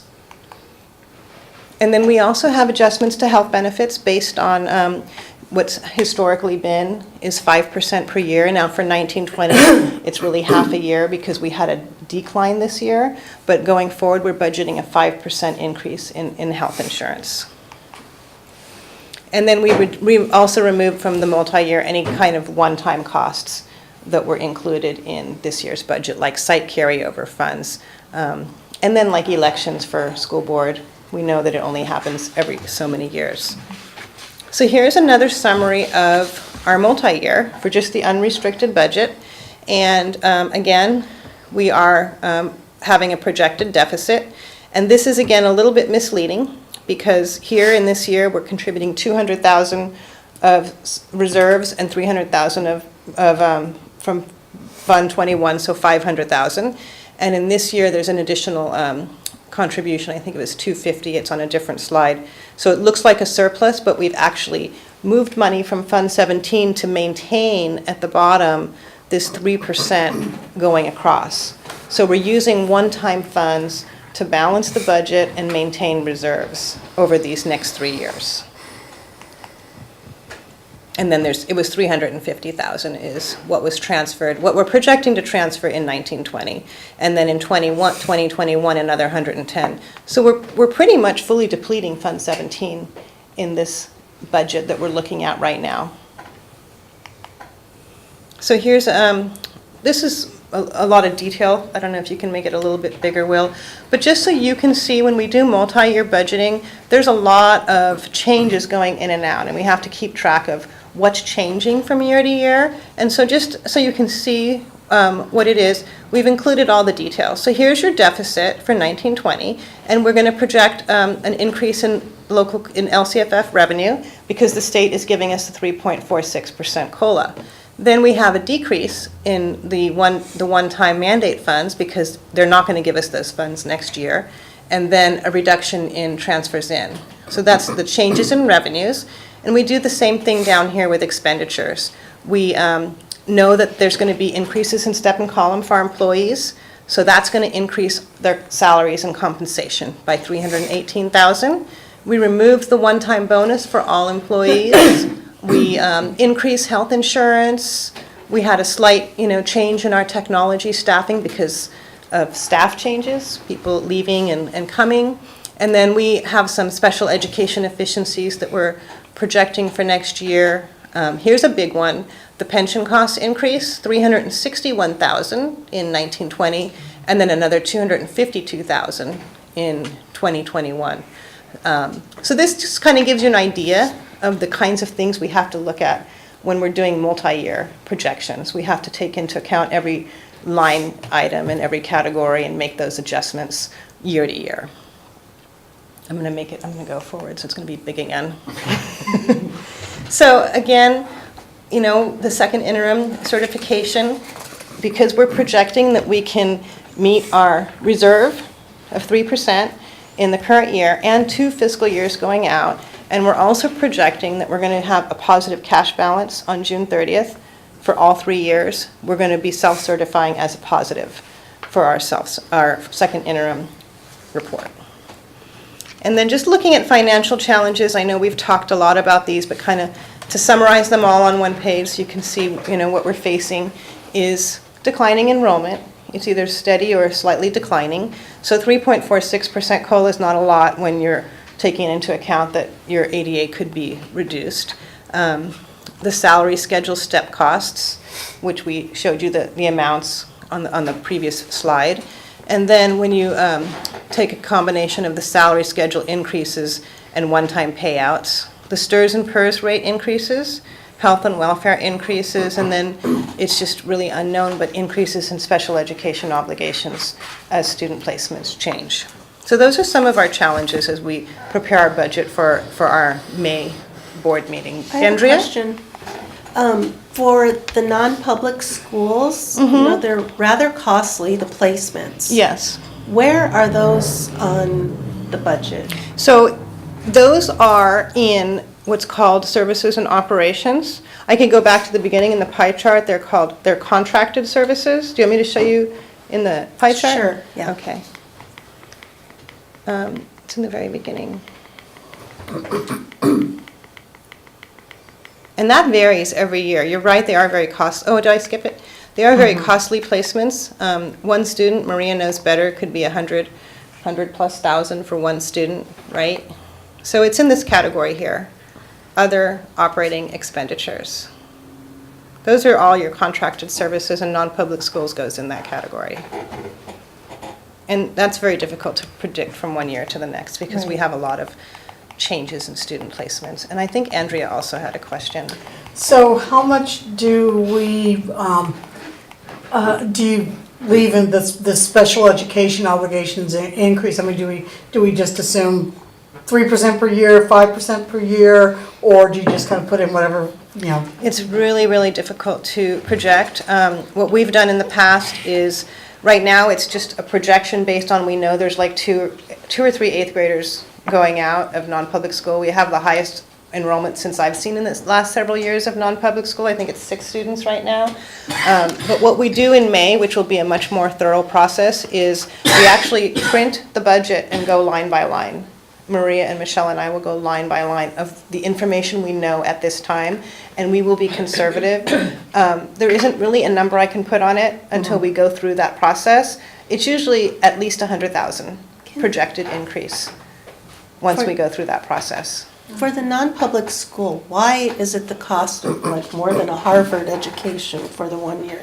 It includes everything. It includes transportation, it includes speech therapy, it includes all of the services that a student needs.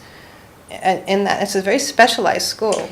When you compare it to the actual cost of one student being educated in the district, the average cost for a non-public school is between $35,000 and $50,000, not counting transportation, and usually it's about $35,000-ish for a student in school. So it's more that it's called out individually. It is costly, no doubt about it, but it's not, when you compare, it's not that much more costly. considering how much, the services that are being provided. I'm just concerned because if we have 6 students and that's $600,000, where are we allocating? Are we allocating enough, first of all, for a non-public school? Especially if we're going to maintain the 3% That's a really, reserve. really good question, and the last 2 years, we've been off by about 400,000. But I can't say it's all non-public school, because the students' placements change, people come into the area. We had, last year, several students move into county placements. I mean, it's just so unpredictable of which students are coming and going, and, I mean, I don't know if you Yeah. have. The only other thing I would add to that, if you don't mind, is the actual costs of special education, even if everything else remains equal, increase every year anyway. So even if nothing changes, the costs are going up. This is the frustration that we all face when it comes to that budget. And the non-public schools, is that strictly IEPs, or does it include 504s? Just IEPs all the way?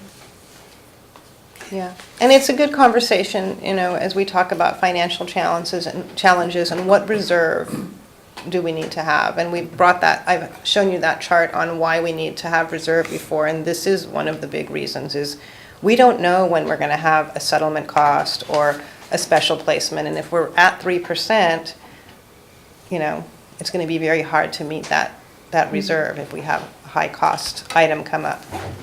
Thank you. Very good questions.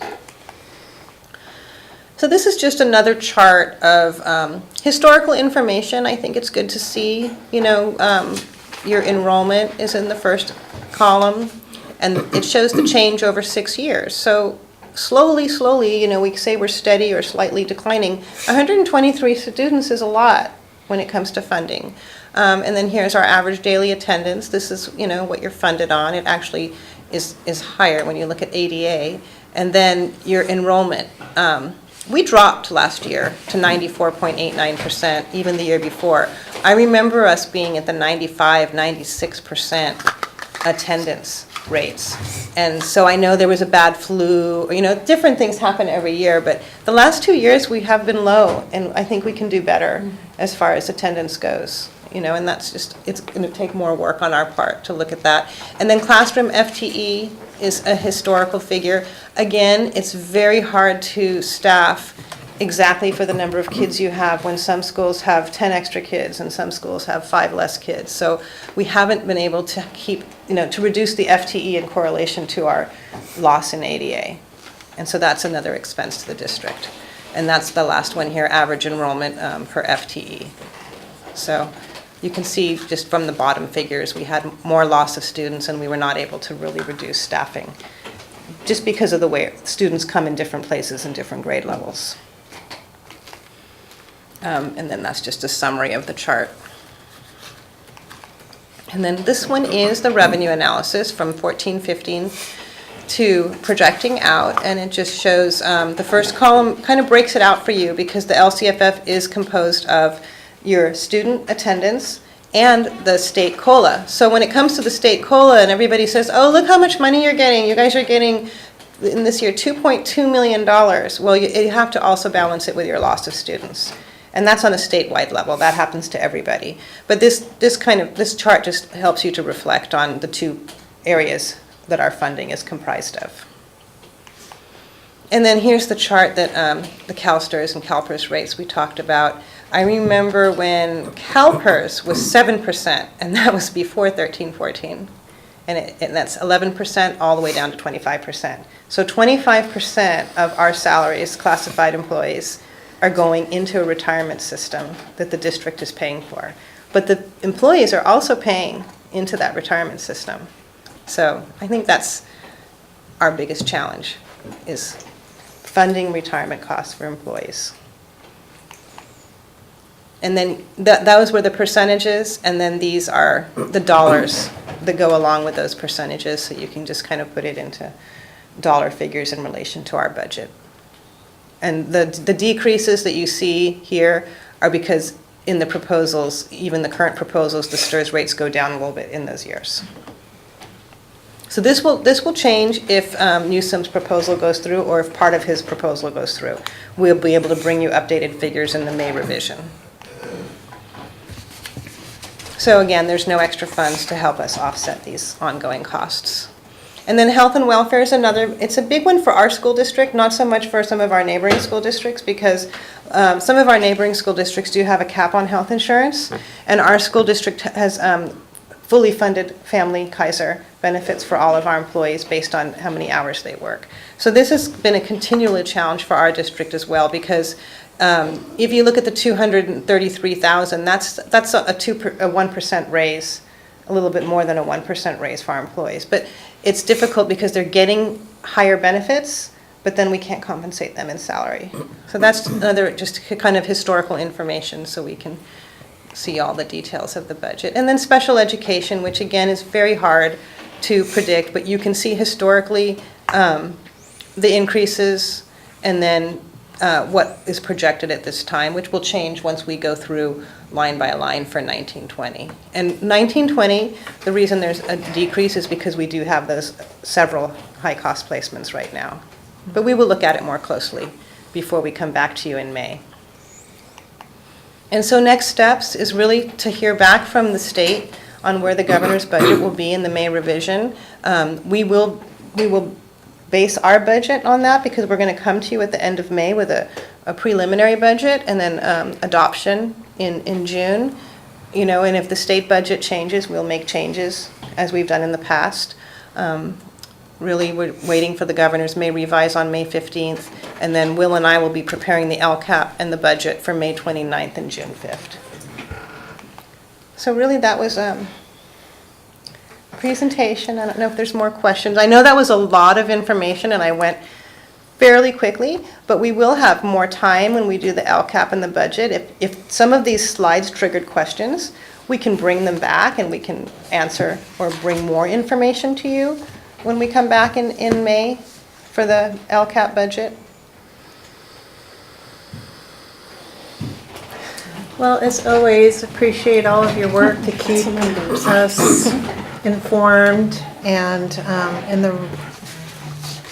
in the right place. I still, looking at getting so close to 3% really scares me. I mean, I can remember when we were talking about not going below 7, and here we are at getting close to 3. And really, 15%, there's higher recommendations than 7. Right. Right. And I didn't say this, but we don't have compensation increases built into this budget. Right. So. Yeah, we're heading into a very lean, difficult time. So, does anybody have any more comments or questions? Because this is an action item. Okay, so it's recommended that the Board of Trustees approve the positive certification of the 2018-2019 second interim financial report for the period July 1, 2018 through January 31st, 2019, Form C1, and authorize its filing with the County Superintendent of Schools. Do we have a motion to approve? I'll move. Second? Second. All those in favor? Board passes 4-0, thank you. All right, so we kind of moved, so we're on authorization, 10E, we're on authorization to teach in a departmentalized setting. And this is all the hard words up there. LCAP goal number 1. And Maria? Yes, so this is a request for authorization from you to authorize Mr. Donald Potter, who teaches math at Cabrillo. He has a multi-subject credential, but he's teaching a single subject. And because of his years of experience and training and success in teaching the students, we ask that you authorize him to continue doing that, even though it's outside the scope of his current credential. So is there any discussion, comments, questions? I assume he'll get all needed support? Yes, he has he has been doing a great job, and he does have colleagues there who are also supporting him. And this is an action item. Oh, then I do have one more. How long has he been doing this? I think it's 9 or 10 years. Yeah, quite a So I was while. thinking, yeah. All right. It's recommended that the board approve the authorization to allow Donald Potter to teach math in a departmentalized setting below grade 9. Do I have a motion? A motion to approve? Second? I'll second. All those in favor? Board passes 4-0. Thank you. Okay, we're on 10F, Declaration of Need for Fully Qualified Educators, 2019-2020. And this is LCAP goal number 1, operations. Maria? So this is a declaration that districts are required to make to the Commission on Teacher Credentialing every year. And it is mostly based on the circumstances we find ourselves in with the lack of fully credentialed teachers. So while we hope to staff all our positions with fully credentialed teachers, this allows us a little bit of wiggle room in the event that we have some vacancies that we can't fill with credentialed teachers, and so we may be able to use interns or STIP or PIP teachers to fill those positions. This authorizes us in advance to do that. So we're predicting, and the predictions are fairly just judgment calls, because it could vary a little bit, but we're predicting that we will need, I think it's up to three education specialists, and which are special ed teachers, and up to 1 general ed teacher in that category. So this is an action item, and it's recommended that the board adopt a declaration of need for fully qualified educators for the 2019-2020 school year. Is there a motion to approve? I'll move. Second? I'll second. All those in favor? Board passes 4-0. Thank you. 10G, resolution number 2019-03-06A, release of temporary certificated employees. And this goal comes under operations. Maria? Yes, so this is the annual compliance with the education code for releasing of temporary employees prior to the 15th of March. And this is an action item again. And it's recommended that the board approve resolution number 2019-03-06A, release of temporary certificated employees, Ed Code Section 44954. Do you have a motion to approve? A motion to approve? A second? Second. And all those in favor? Board passes 4-0. Thank you. Moving on to 10H, resolution number 2019-03-06B, classified layoffs as a result of lack of work and/or lack of funds.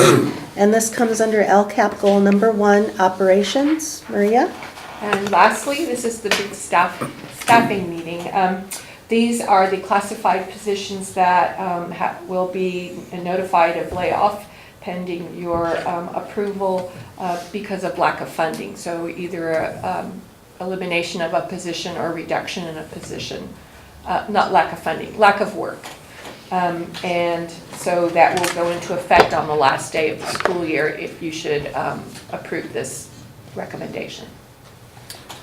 So Maria, I'm curious, 3 of them are from a single site. Is that because we're thinking they're going to have less students at that site, or it just seems like we're impacting one site?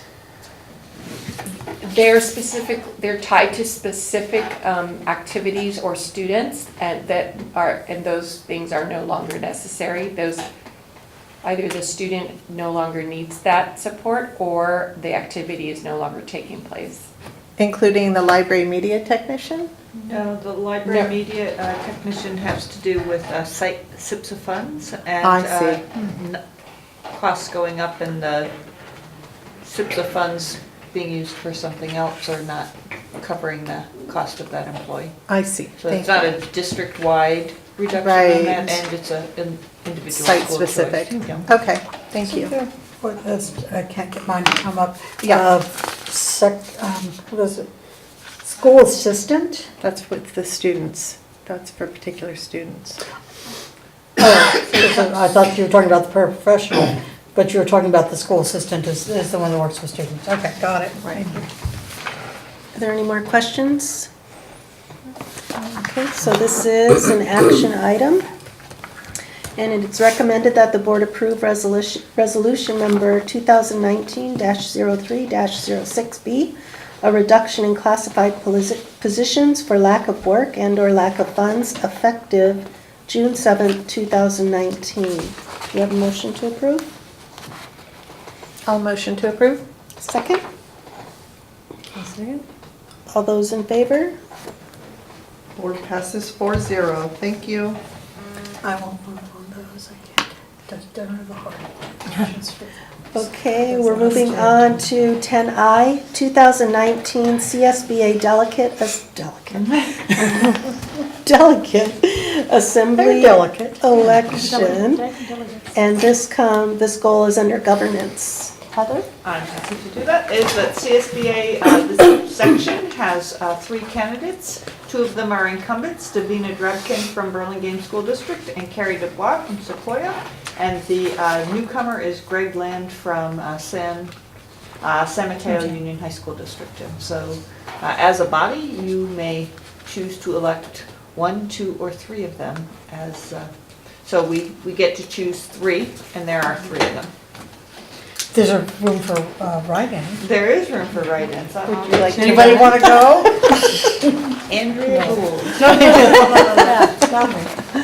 So do we want to do all 3?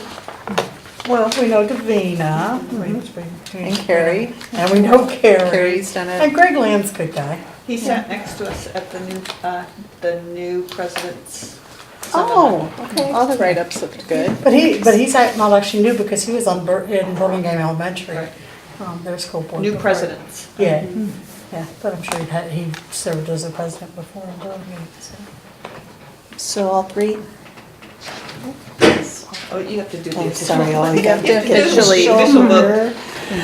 We are here. It is recommended that the Pacifica School District Board of Education trustees vote for 3 candidates for the 2019 CSBA Delegate Assembly for Region 5, Subregion B. This is an action item. I'll make a motion to vote for all 3 of those, Davina, Carrie, and Greg. How about that? A second? I will second. All those in favor? Board passes 4-0. Thank you. And we are now at the board bylaws, board policies and administrative regulations, and this goal is under governance. Heather? You have seen this before, but when I brought it to you the first time, I was only making the adjustments in the administrative regulation. It's more official to put it in both the board policy and the regulations. So just upon reflection, we put it in the board policy and just wanted to be transparent and bring that one forward. Makes sense. This is the Just information. 11A, BPAR 1240 Volunteer Assistance, first reading. BPAR 1240 Volunteer Assistance, first reading, attachment A. BPAR 1240 Volunteer Assistance Board Memo. Do I have to go through all these? No. Okay. Any information or discussion? Andrew, I have a question. So when we get this fingerprint clearance, we're not getting the criminal background check? The fingerprinting is the Department of Justice So criminal we'll get it through background that check. process. But it says, unless identified as a requirement by the superintendent, blah, blah, blah, the criminal background check requirement shall not apply, may not apply to volunteers blah, blah, blah. So I actually, so one of them is that it could say shall apply or shall not apply. And I said may not apply, and I'll tell you the reason why is that currently one of our schools fingerprints all of their volunteers. And we're, as the district, going to a lesser restriction on that end, and it allows both. So the may allows both in there. Okay. Not a requirement or not a requirement. So you're allowing the separate sites to have some. To have some leeway, but with a Right. minimum floor in terms of when students are at their most vulnerable positions. Okay. Good question, thank you. Okay, so moving on to 11B, CSBA May 2018 Manual Maintenance 3000 Series, first reading. Josie? Yeah, this one was actually reviewed with the board on October 30th and November 28th. The BP was attached to those board agenda items, but the AR was not attached. And so I brought this back again as a first reading. And it has to do with the environmental safety Assembly Bill 746, and we're proposing to adopt the CSBA sample. Is there any discussion or questions? And 11C, December 2018 Manual Maintenance 0000, 1000, 9000 Series, first reading. Heather? So in general, these are kind of school district functionings. Kathy, you had a question that I wasn't able to get to as things were swirling around the district, around the SIPS's, or single plan, or school plans, I'm sorry. School plans.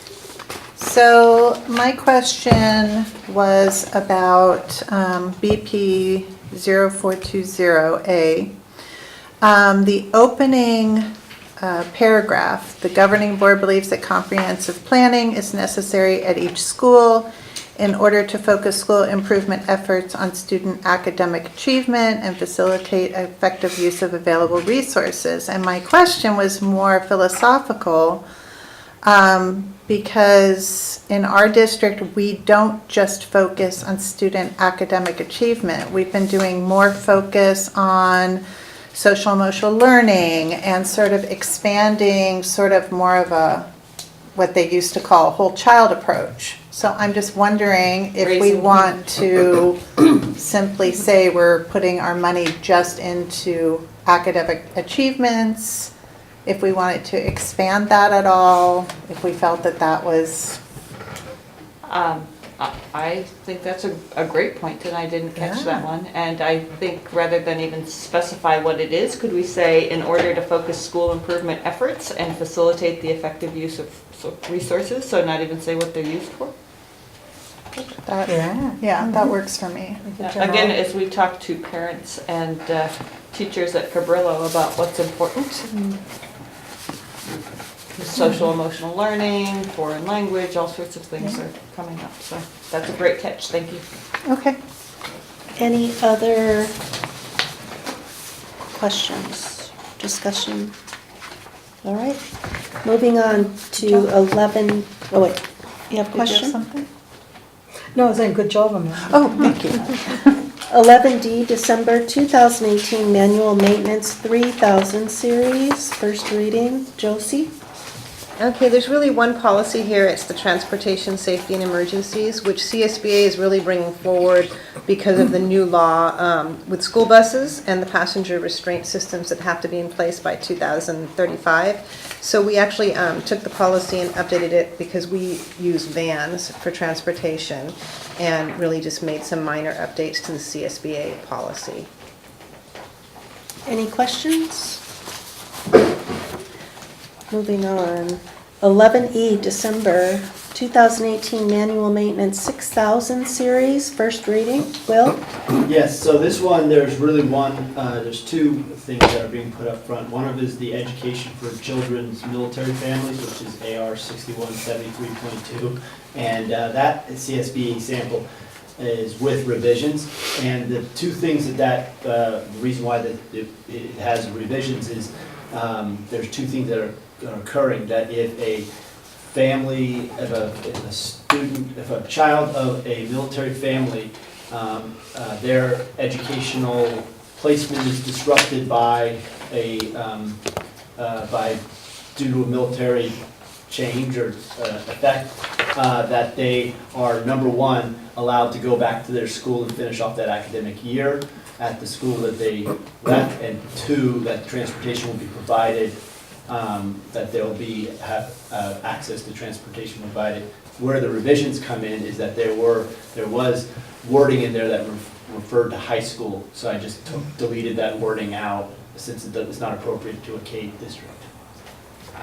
And then the second one is home and hospital instruction, and I don't know if you've had a chance to read through it. It's more of, it's really, it's a CSB, a sample as is, because we're already doing that. Our homeschool program is inclusive of of actually going to hospitals and providing that service at the hospital. So it's just a new law that really lines that out, that every district needs to be able to provide that.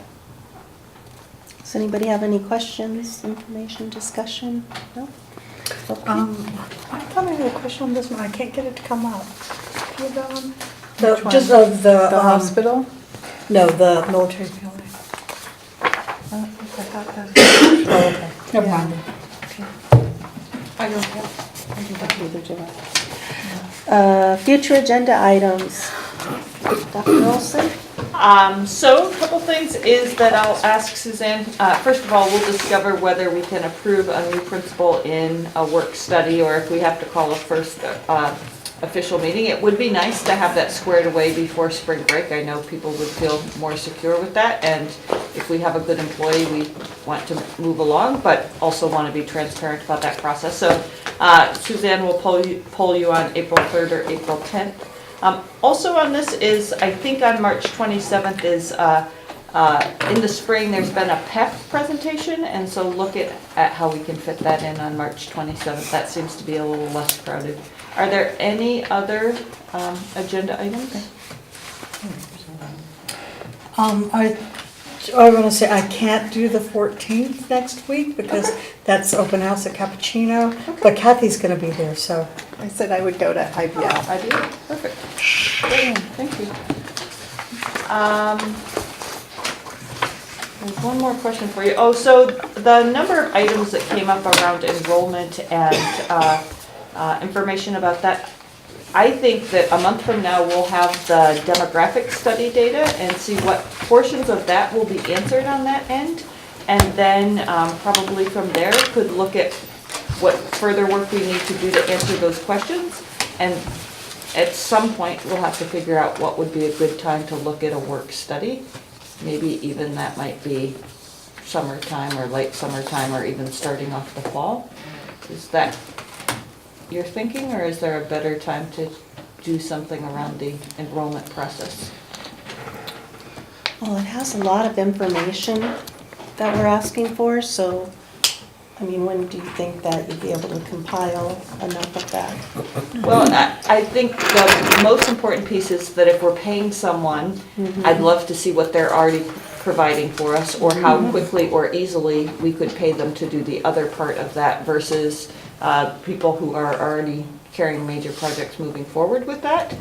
So I think a certain portion of that will come out in the demographic study, which you will have when we have this work study. And so then I think that would be the better question around that.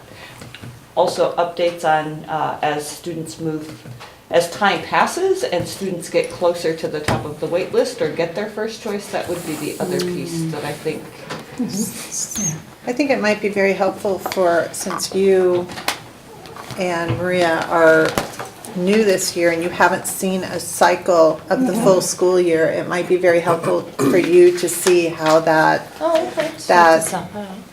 that list sort of shifts to see the full. It does shift, so that is a piece, sort of a piece of this that might. So if we were looking at scheduling a work study, maybe September would be the time to do that. But we will do our best to get those answers. If we can just wait to see what we get from the demographic study in mid-April, we should be be able to fill in the other pieces of that. So, okay. Great. Thank you very much. This is Thank my you. longest board meeting. Congratulations. We never I think have we're out 10 minutes meetings that early. go to 11, not like Sam. Let us know.